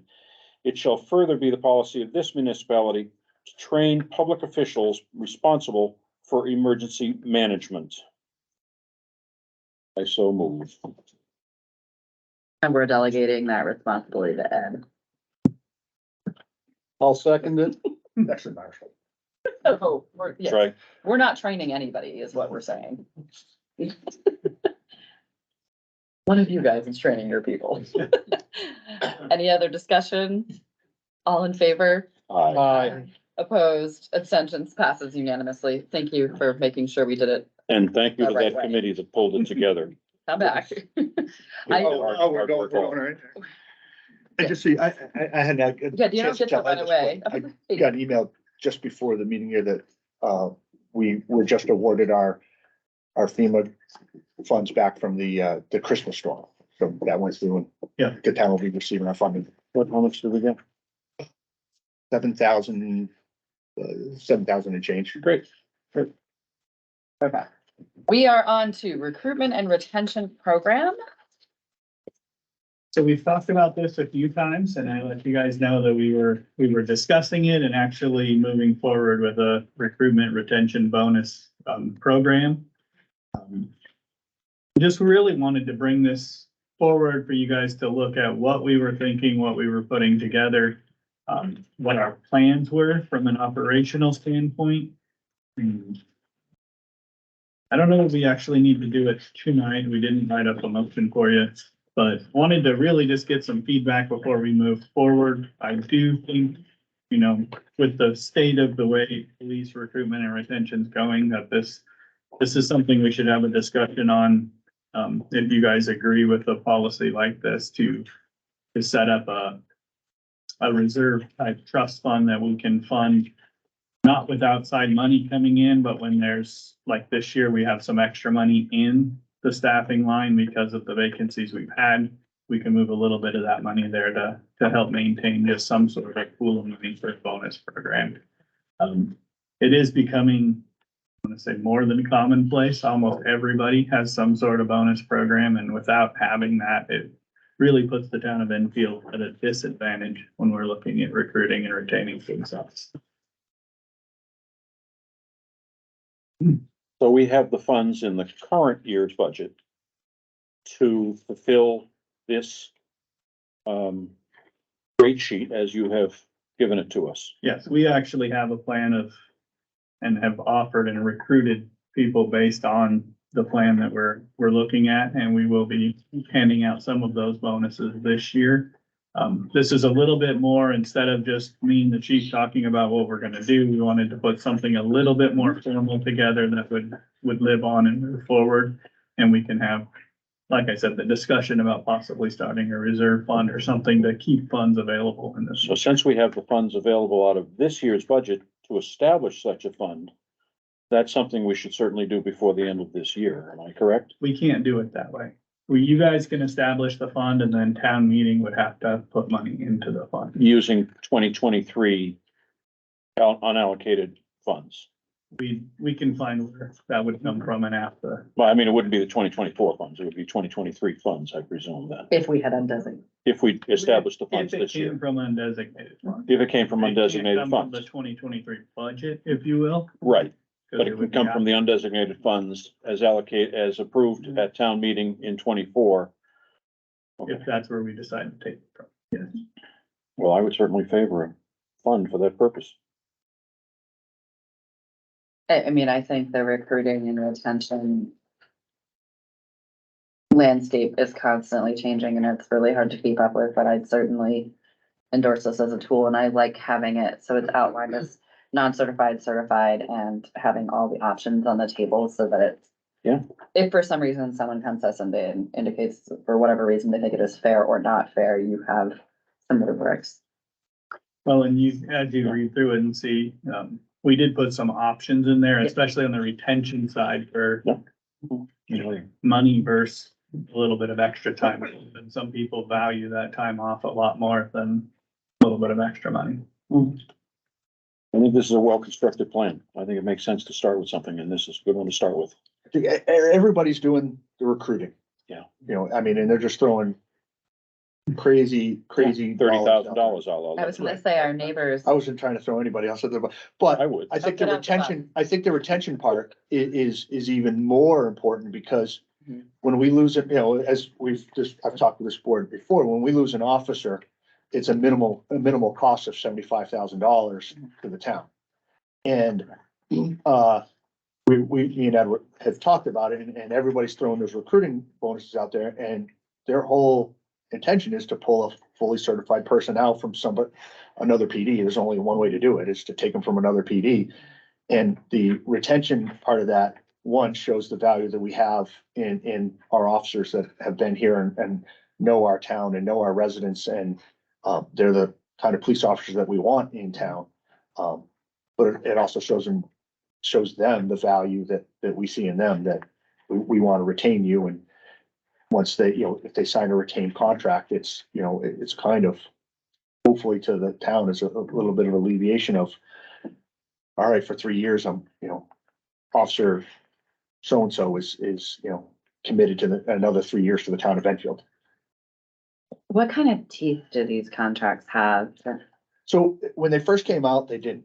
Lately, they've fared very well in the courts. The recruiting, non-certified officer, the New Hampshire Supreme Court has ruled that that is a completely reimbursable contract. A retention contract, the courts, it's not a retention, a recruiting for like a fully certified person. The courts have actually said it's just like two people entering into a contractual agreement. It's you sign a contract to work for somebody for X amount of time. So it's, there's some success and some failure. It's, you have to have a well-written contract. It is something we've talked about because, depending on the size of the recruitment or retention bonus, that, going after someone through the courts may not be worthwhile to get it back, but there is ways that we can do this on how we pay it out. And then there's also, if we have a longtime officer that's been with us, there's vacation and different payouts that they get when they leave. And we can definitely grasp and keep all of that. So as we look at addendum A, current recruitment and retention rates, so that is something we are already doing now, That is something we're advertising for this year. advertising. Committed And to. we will be paying a couple of them out. Yeah.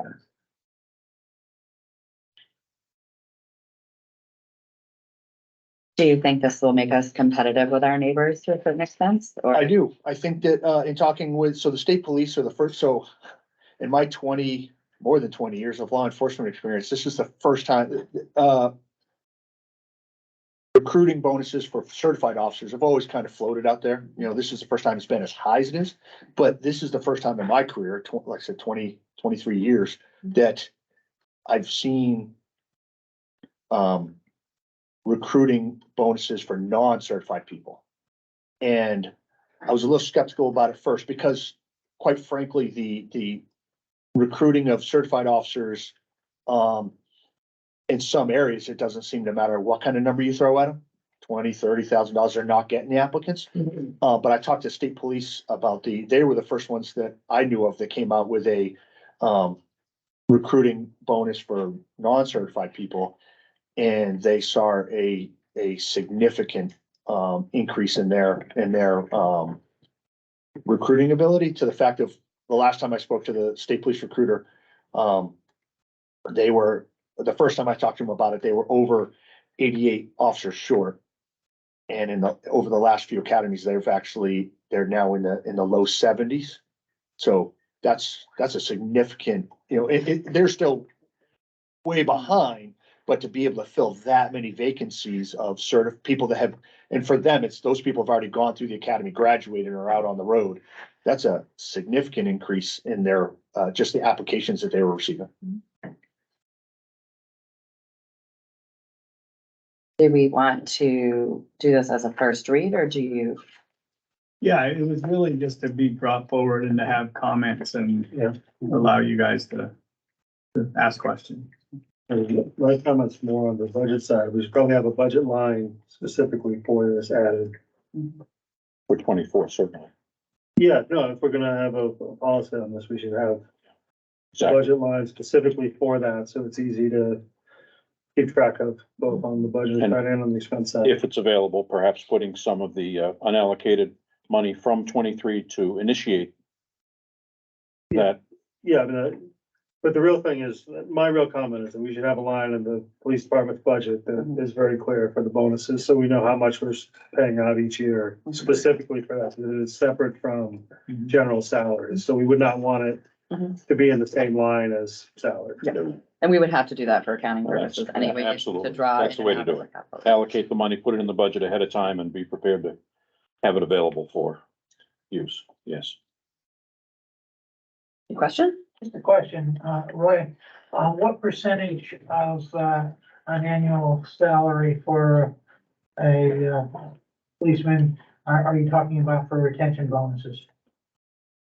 I'm not asking for dollar amounts, obviously. Yeah, so let me do the math in my head real quick.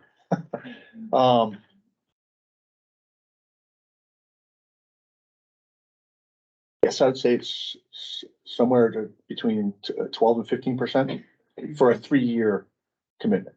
So not per year. About 15% of a 1 year, that 1 year of that officer salary for a 3-year commitment. So I'll read the retention line of addendum A reads $10,000 retention or 5,000 and the applicant receives a one-time accrual of 40 hours of vacation. So you have two options. Okay. Yeah. Thank you.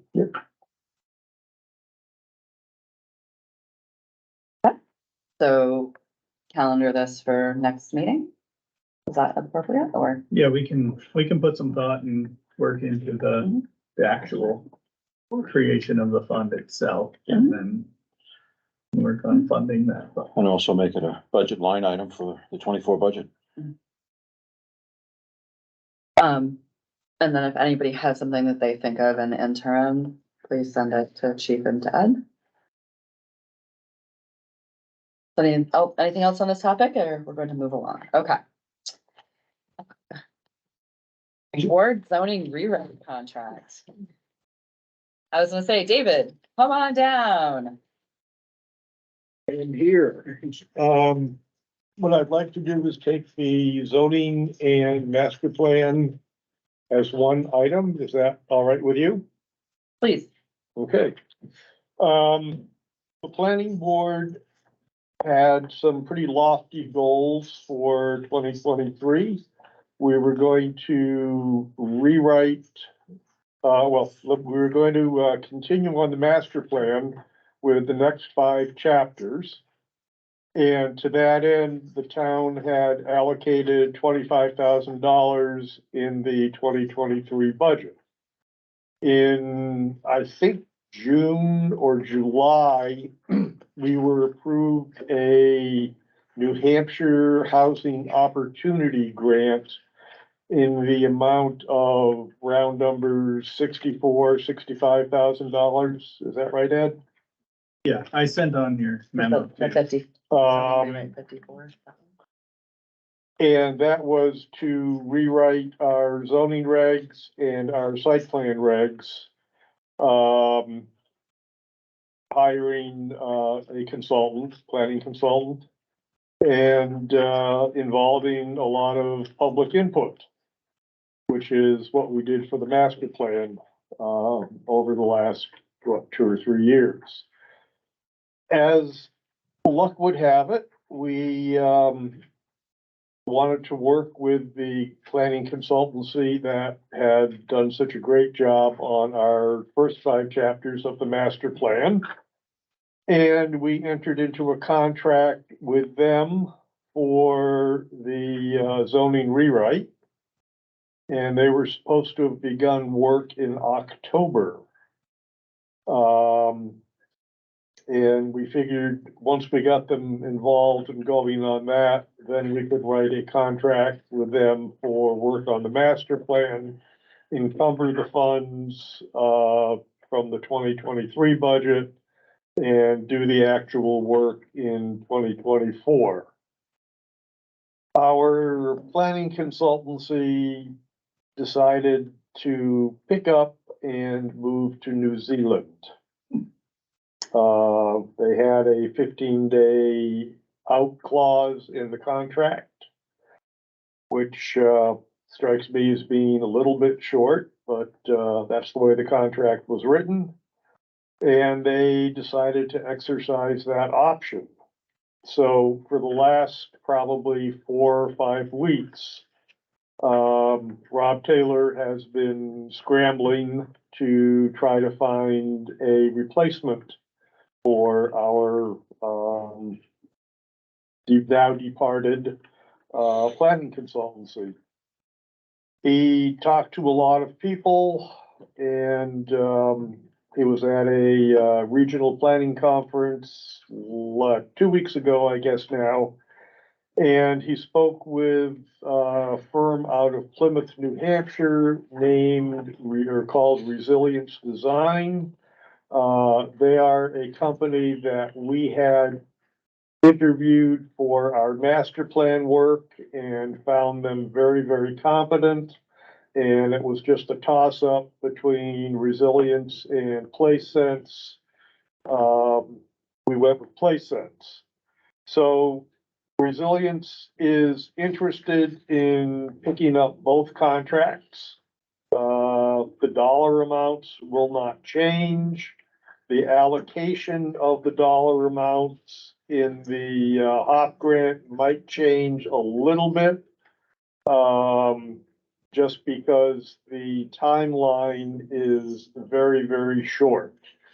All of those funds have to be expended or billed to the granting agency by the end of July 2024. So basically, we have 7 months to do a year's work. They think they can do it, do an adequate job. And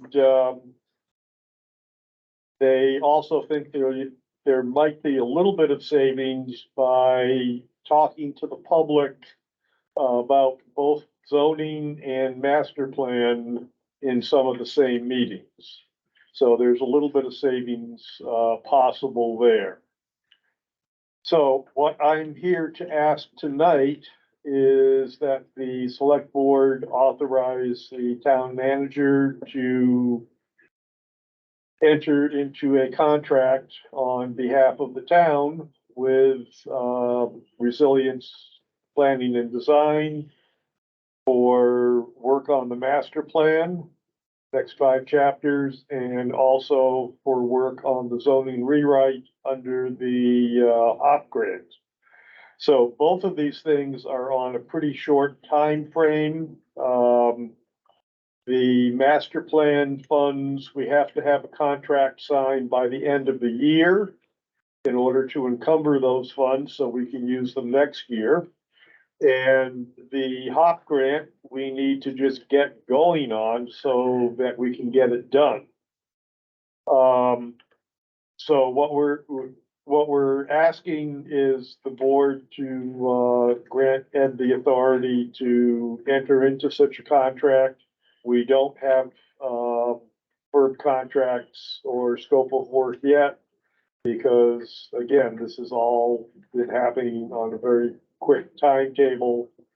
And rather than wait through the select board meeting cycle, particularly with holidays coming up, we wanted to come before the board and ask for Ed to be authorized to enter into these 2 contracts.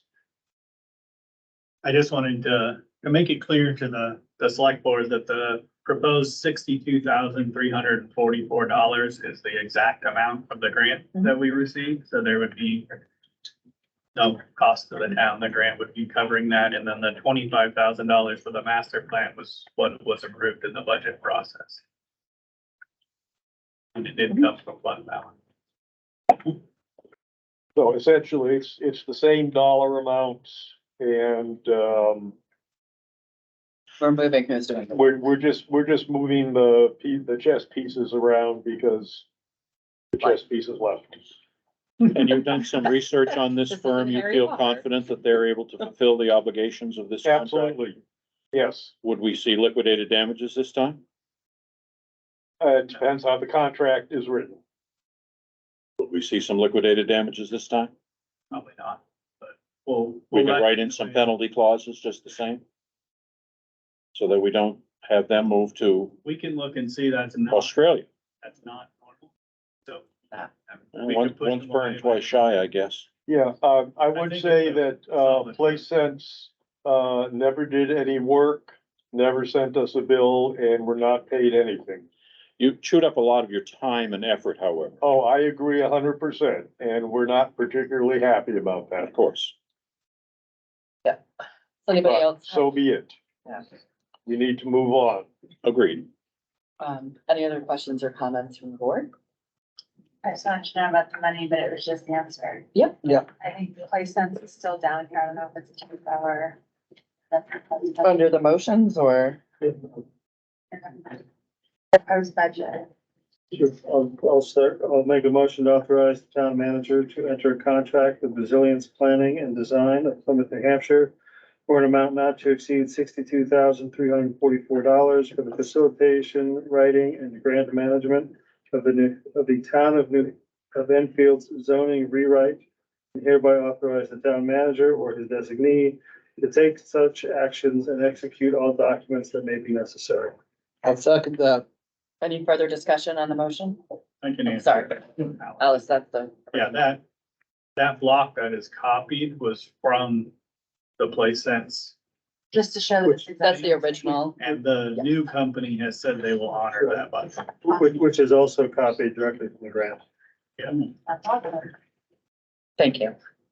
Okay, we have a motion on the table. All in favor? Aye. Aye. Opposed? Abstentions? Passes unanimously. We'd entertain a second motion. Motion to authorize town manager to enter a contract with Resilience Planning and Design of Plymouth, New Hampshire for an amount not to exceed $25,000 for the facilitation and writing of the town of Enfield's continuation of the master plan, and hereby authorize the town manager or his designees to take such actions and execute all documents that may be necessary. Second. Any further discussion from the board on this? All in favor? Aye. Opposed? Abstentions? It passes unanimously. Thank you, David. Thank you very And- much. Thanks. I think Thank you, David. the board, if you find yourself in some kind of time crunch over the holidays, we do occasionally pull off a quick meeting, so don't let that stop you if you need to ask. Okay, You know, we can notice it properly and do it. I know how hard it is at times. I can't envision the need to come before the board again, but who knows? Exactly. Thanks again. Thank you for bringing this to us. Okay, we are on to creation of Community Nursing Advisory Board. So this was brought forward at our last meeting and we had talked about it a little bit, that as we entered a contract into community nursing, that it would be a good idea to create a formal board for the town to add some oversight to this program. And I think this document really just lays that out of who the committee members would be and what the duties of that committee would be.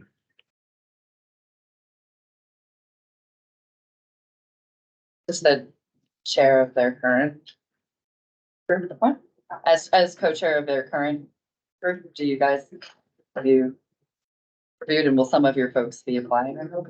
Yes, I know everybody that is currently serving is planning to apply, so, And we'll put them to the standard. but they're all aware of the application process that all other members That's of what I committees really go through. wanted. Yeah, no, I am that aware. I'll be bringing copies to the next We meeting. will have an open public Of process. course, be. For everybody else, the duties of the board would really be to review what's happening, meet with the nurses every so often, understand what community nursing is doing for the town of Enfield, and advise the town manager on the status of the program and recommendations of changes that may be necessary. And then they'll also continue the fundraising effort to help offset the cost of this program without using tax money. What's the time frame? January 1. To start January 1 of this next year. Right. What's the board's pleasure? Is there a motion now? That certainly seems sensible. I think it's great. I think I think it's it's marvelous. straightforward and Yeah. Makes a lot of sense to keep track of the public funds on their behalf, and I think it's terrific. do you want a motion I think to we need a create a motion committee to as? create a committee. Oh, as recommended or as presented. You can make the motion on the fly. We'll tell you if we don't like it. Kidding. Thanks. I move that we create a community nursing committee to establish with the town manager an advisory capacity to work with town staff and make recommendations to the town manager regarding the town of Enfield community nursing program. Second, I'll second that. okay. Is there any further discussion from the board? I spoke too quickly, but you'll get it on the tape. Do you have my laptop? Good. Okay. I mean, you can also be in charge of letting people into the meeting. That's fine. Oh, okay. So we have a motion on the table and a second. All those in favor? Aye. Opposed? Abstentions passes unanimously. Thank you, and look forward to seeing all those applications. Is it Hartford that's establishing a community nurse as well? Did I read that in the Or paper? talking about it. Multiple towns, yeah, there's multiple towns that already have them established, Right. and they're established in very, very different ways. So Hartford isn't jumping into this program necessarily. So, they're doing their own. They're they're doing their doing own, it different. program, Okay. yeah. Yep. their loss. We are on to declare surplus property cruiser. You could be the owner of a Old police cruiser. 2018 Ford Taurus That's not that old. cruiser. How many miles? It's perfectly good, just like everything else we sell. I don't know the mileage exactly, but it's Clean, over one owner. 100,000 miles. You know, we don't get rid of them until they're ready to go. We did have a plan of keeping this cruiser and using it for our building maintenance specialist. Once the car got here and they really started digging into it, it wasn't gonna be as useful of a vehicle as they thought it might be. I had an alternative plan as they were driving it around town to use it as people shuttle back and forth to training, so we were paying mileage, but I don't believe it's worth keeping the car for that purpose only. So Plus, as we know, once you keep a vehicle, you get to replace it eventually. Yes. What's the pleasure of the board? I'd make a motion. Go ahead. I move we declare the 2018 Ford Taurus Police Cruiser surplus property and authorize the Public Work Director to list it on an online auction site for disposal. Oh, I'll second that. Any discussion? Seeing none, all those in favor? Aye. Aye. Opposed, abstentions, it passed unanimously. Go bid, you guys. So you'll work out something when you do replace this position for that position. we'll figure it out. They're using an older truck right now, which probably won't last too long, but I'm thinking through the DPW cycle that we'll hand down a truck. Something will and come get rid of it. along, sure. Pretty chitty bang bang with that. I like it. It doesn't need a is. brand new pickup truck.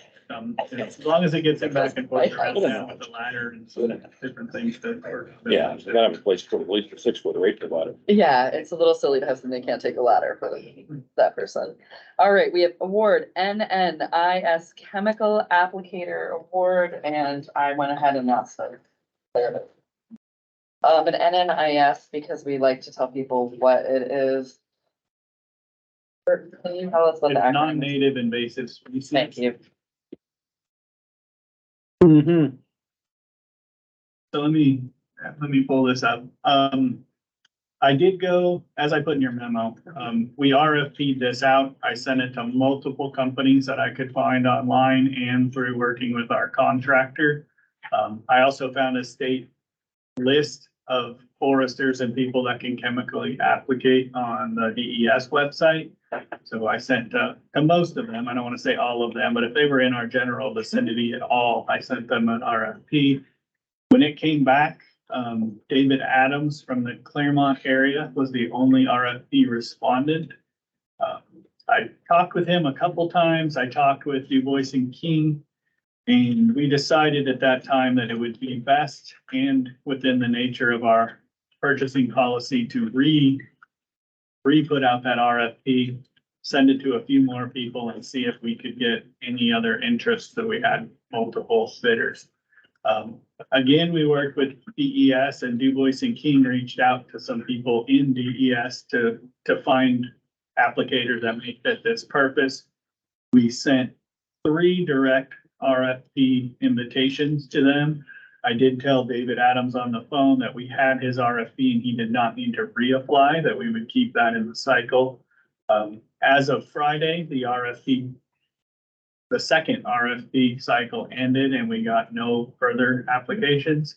I do believe David Adams will be a good fit and someone that would work well with this.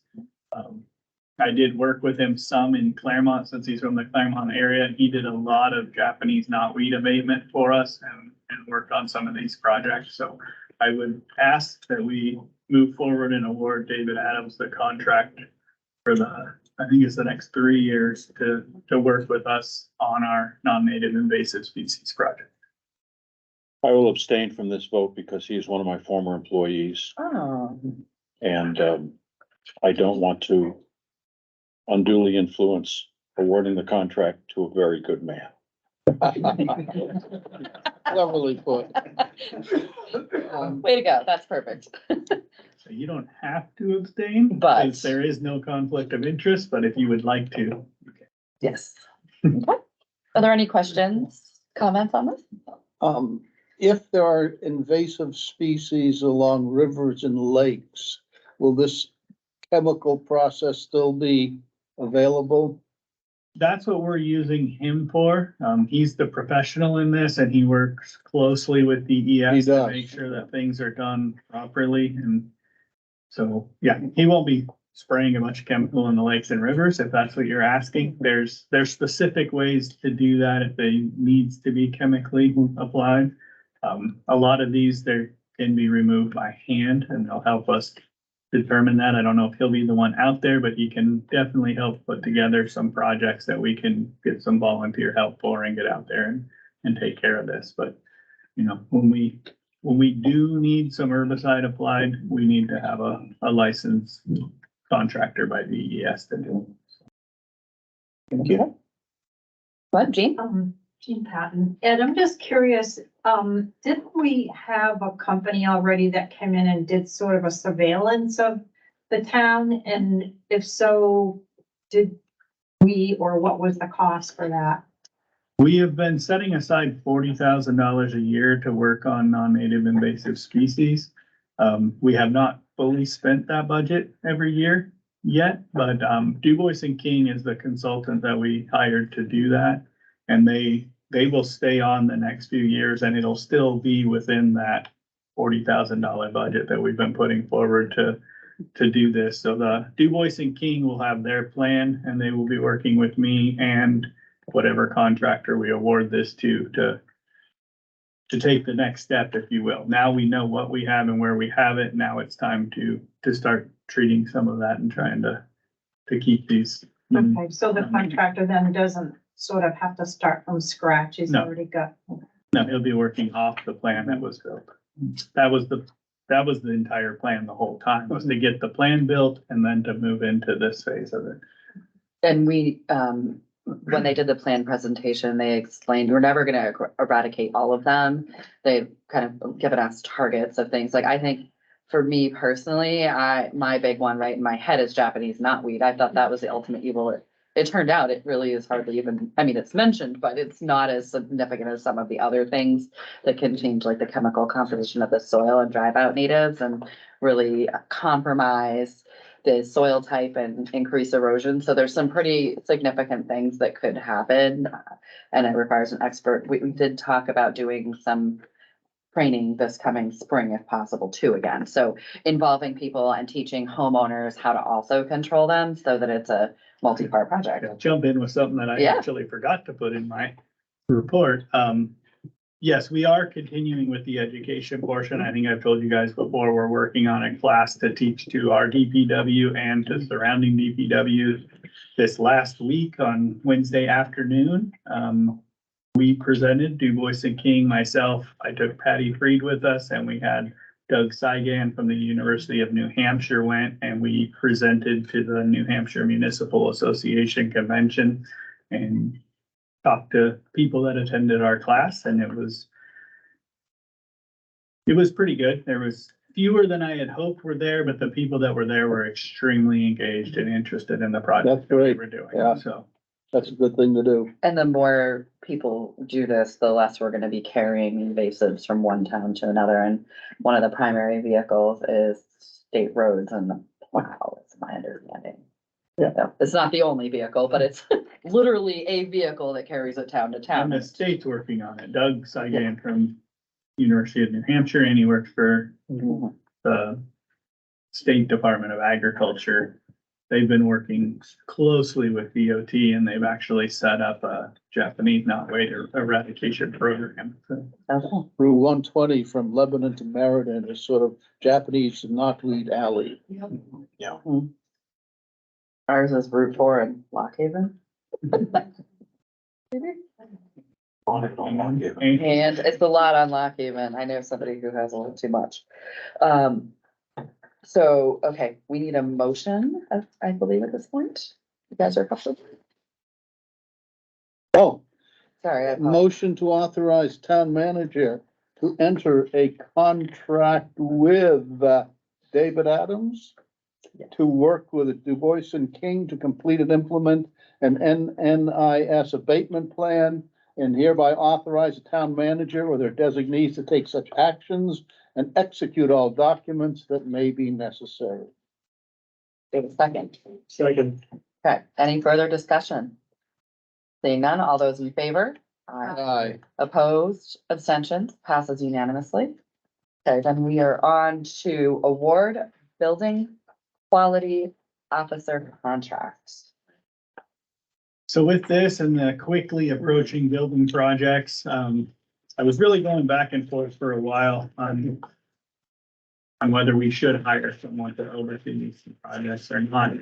And, you know, talking with Liam, we talked with Phil a little bit, myself, and knowing kind of what's in the pipeline for us and what's going on, I thought it was a good idea to put out an RFP and see if we could find someone on a part-time basis just to help oversee and manage these projects that really know what they're doing on them to make sure that the town gets a quality product. And we can, you know, in talking with a few of them, a big part of their job is not only to stay within budget, but try to find ways that we can pull that budget down a little bit while maintaining the quality, not cutting the quality of a project. I did put out an RFP. As I said, I talked with quite a few people going through that process. This was a little more engaged RFP process than I've been part of. Every single one of them wanted to talk through the projects and understand them before they committed to doing something. In the end, I got 2 or 3 that said these were just too much for them to put on their plate right now, but we did get 2 RFPs back. One from a Scott McCusick and one from, what was his name? Andrew Day. One little note that I did when I was releasing this RFP, I kind of played the game a little bit and I called Neagley and Chase, our public safety building contractor, told them I was looking for a clerk of the works type person for the Whitney Hall project that was starting soon. They recommended Scott McCusick. Then I called Breadloaf and said, hey, we have a public safety building coming up. I'm thinking of getting a clerk of the works for this to oversee a ground up construction project. And they recommended Scott McCusick. So I sent them out, both of those. Long story short, Scott has a long tenured career in doing construction management. He's actually getting ready to retire in about a year and a half. So there's a little bit of transition going in his company. He brought on, and let me give you her name, Hannah Tustin, who's worked with him for a little while, and she's done a lot of construction management. She's also been a Department of Public Works manager or department head in 2 different towns in our area, one of them being Hartford.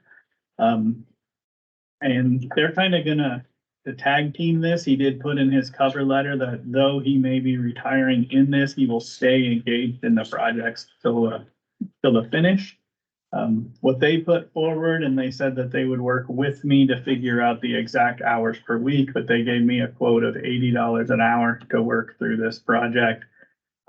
We're thinking it's probably gonna be somewhere in the 20 hours a week, and I don't know if that's gonna be every week moving through this.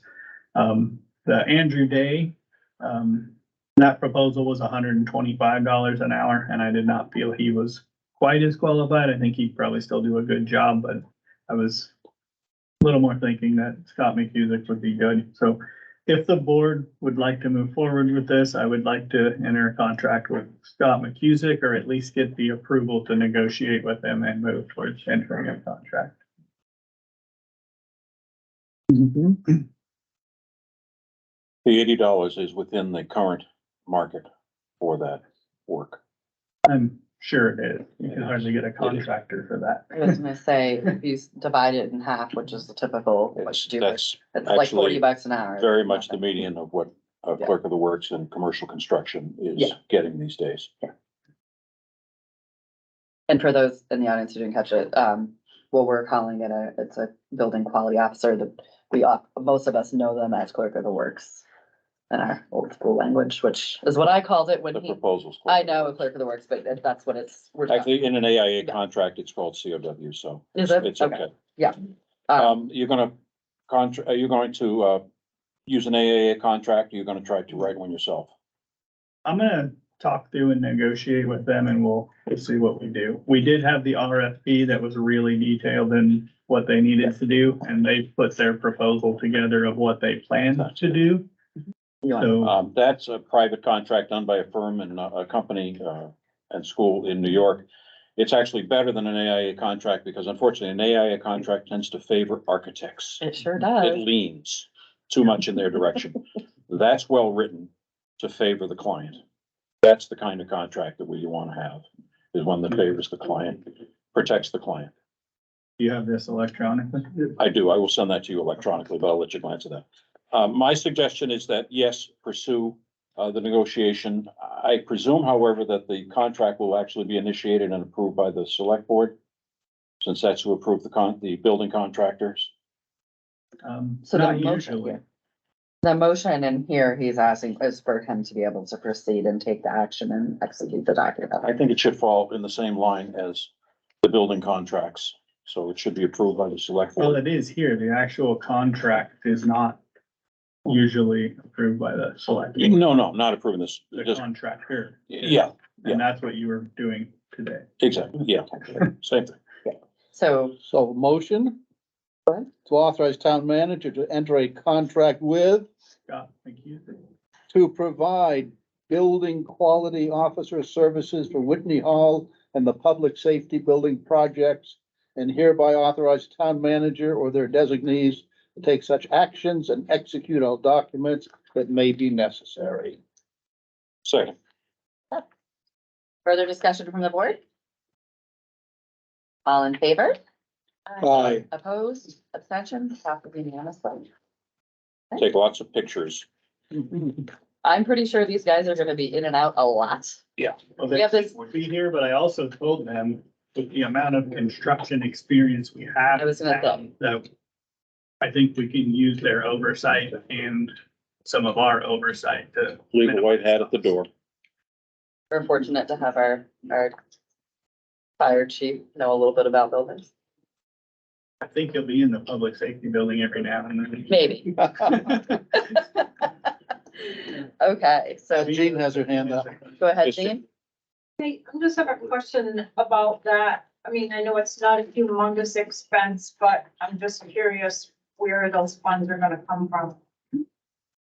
There'll probably be a little bit of both. I'm looking in the building project fund right now. We do have some funds on our side that I can allocate some of those, and I may need to budget a little bit of funds for that as well.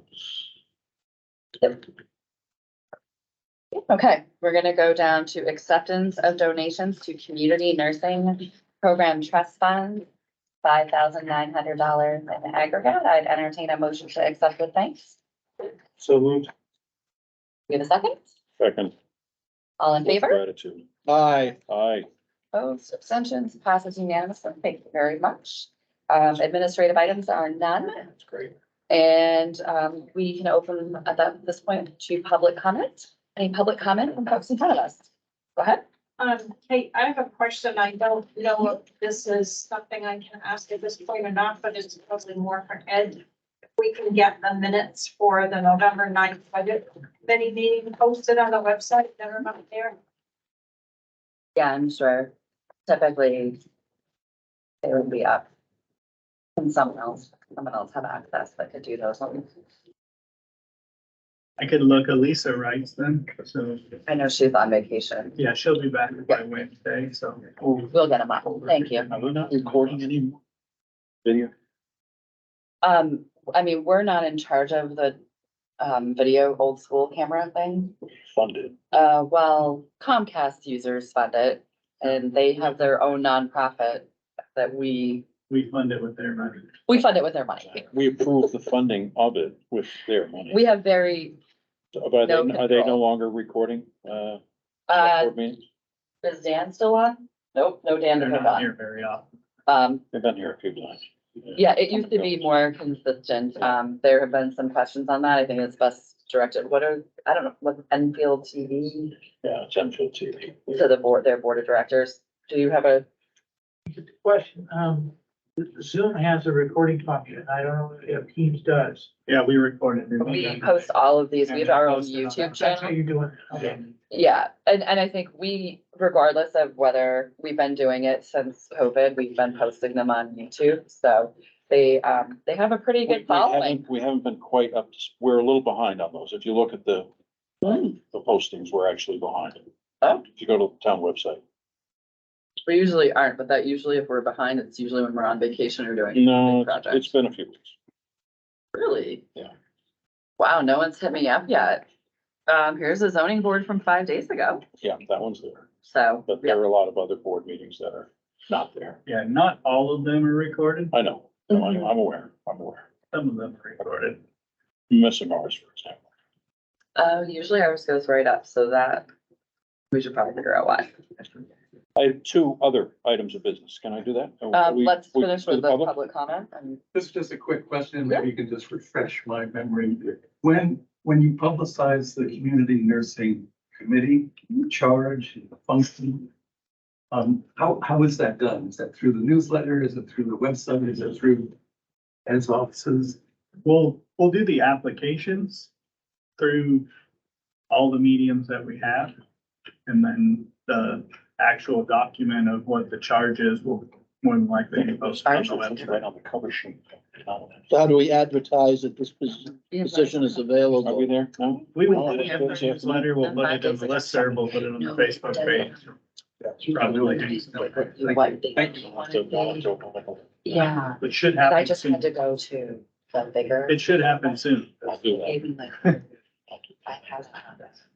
We just determined, I think YouTube sometimes compacts the view of what they wish you would watch versus what's actually up. So it looks like there are a few more, but just double check them. I think Alyssa, usually thinking of the volunteers for the community nursing committee, I believe Alyssa usually puts the solicitation for volunteers on the cover page of the town website.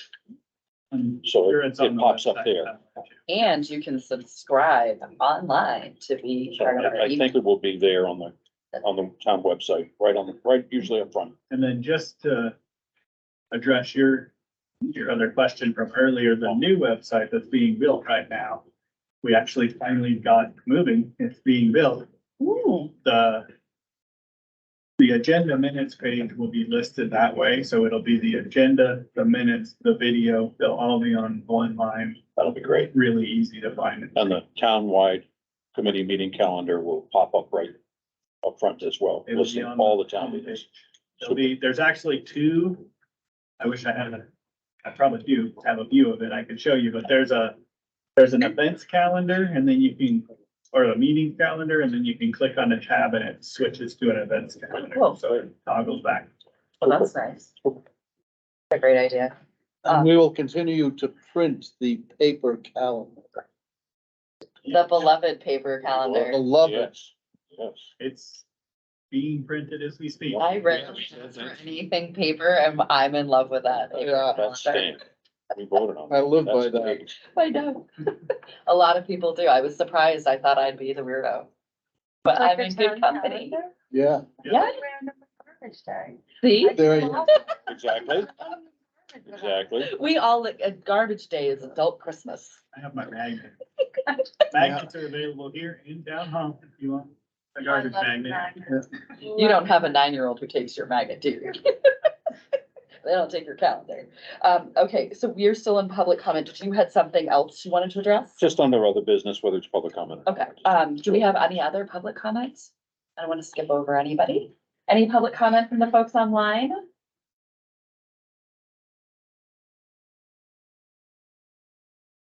Okay, go ahead. We're on The to. two items that it didn't seem fair to tie Ed up Mhm. during his, totals.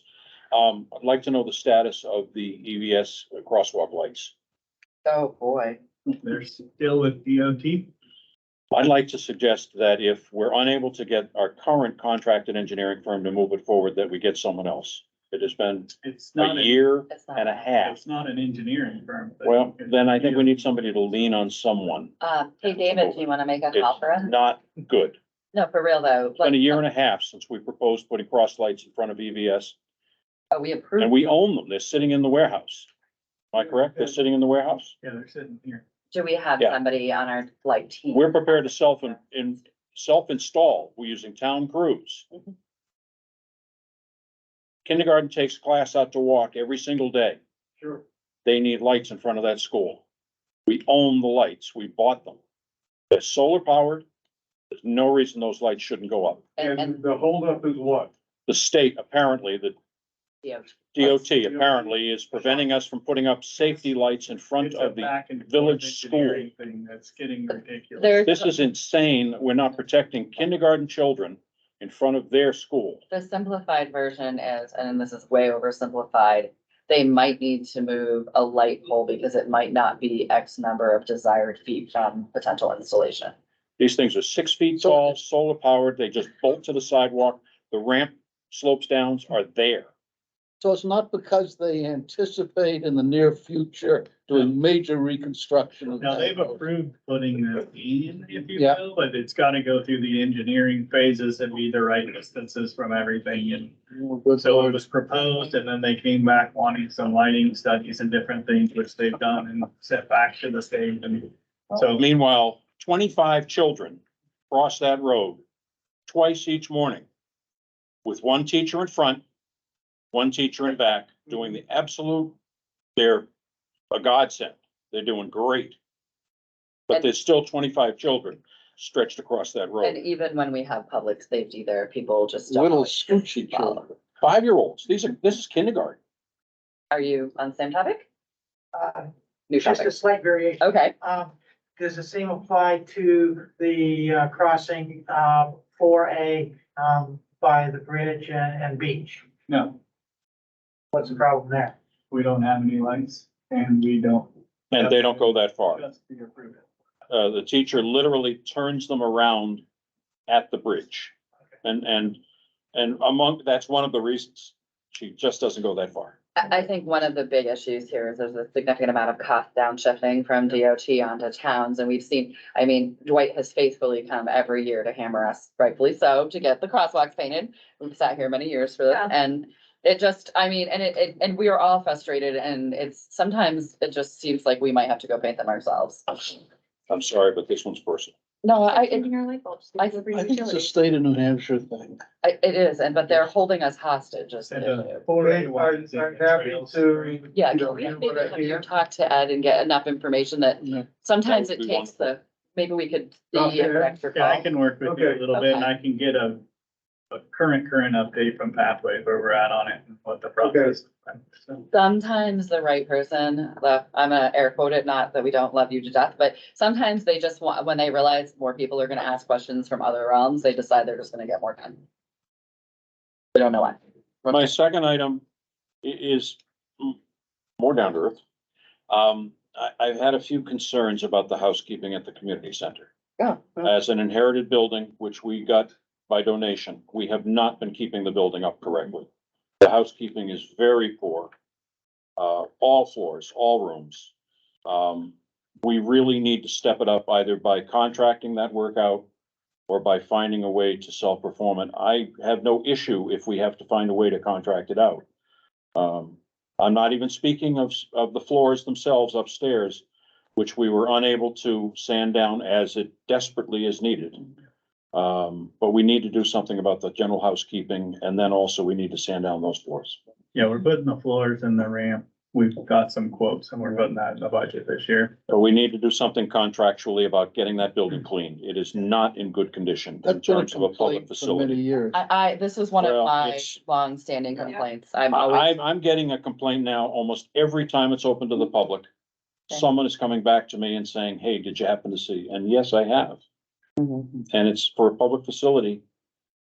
Even when we use it for voting, Lindsay cleans it before, and then we have to clean it out, right? And these folks are getting their deposit back, and I am stunned that they get their deposit back. Like, that, I am a big advocate. Stop giving people who don't know how to clean and run a vacuum their deposit back. But we have to get it to a certain state where we can then yell at them loud and clear to say, we left it in good condition. And they'd have a defense to say, well, it was crummy when I got here. I have never gotten it in good condition. Never. I don't wonder. I wonder. I take Mom and Jane, who's a real scrubber, and she cleans it twice for me. Anyway. Okay. That's it. Yep. I'm sorry. No, and I think, but it is, I just wanted to piggyback on, I think it's very hard to argue we're gonna take care of our new buildings if we can't take care of something that's a gift properly. And we told people we were getting this floater custodian, whatever we called it, and we're still not doing it. And I hope that the ticketing system we talked about, maybe integrating into the new website so that you can prioritize and stuff. Cause we all have the little things we nitpick on, but like when you get it and the trash is like there and there's confetti on the floor, it's a little bit much. Looking at it, the position's open, if you know someone. What's As I the, said, actually, what's the salary range? I'm just curious. Not a lot, it's about $21, $22 an hour. Start? Central or top? We're talking max or? That's where we start, but that's the 50th percentile on the compensation. It may not be the maintenance person. We may need to contract it out to an actual cleaning professional who can. We used to. We did that for Maintenance years. people are not necessarily, we used to have an old term, it was called construction clean. It's not really. That's broom swept, yeah. So it may need a professional on a regular basis, not a construction clean. One of the things we dealt We'll with have was, to budget for that. Yeah. If we wanna do. that. Agreed, though. one of the things And that we may be dealt with something we need to was look at. the PD, we can't just send anybody into the PD to clean. And so we tied the cleaning contract to being qualified to be in the PD, which is a lot harder than being in this building. And you're trying to wrap it all into one contract and that got to be, Agreed, but there are professionals that clean banks. oh yeah, And so there are trustworthy contractors out there who will clean police stations, banks, we had and one before. in our case, the community center. Yeah, we had. If necessary, I think it's something we need to look at. One thing we could look at is if there's a contractor available, we could offer it as a service as part of your fee, like you could just pay the $200 and have it cleaned. Mhm. And then you don't have to worry about it. Or whatever the number is. I don't know. That's a very good point, Eric. Like, And let- that may be a way to approach it. Let people make the choice up front. We'd have to have a contractor lined up. Like this is not a Maybe we'll trivial approach thing. We have to get it to a certain status first. No, I don't think I it'd be agree, but I'm properly just saying, maintained, like, but that's not a bad approach. there may be large groups who just choose to pay a cleaning fee and have it cleaned and not worry about it. Agreed. And if there was a contractor who wanted to take that on, that could be a way. But its use may be increased a little bit over the next year and a half, since we're losing any possibility of meeting at Whitney Hall. So its use may be increased a little bit too. Yeah, the downstairs meeting room for sure will be used a lot more often. Yeah.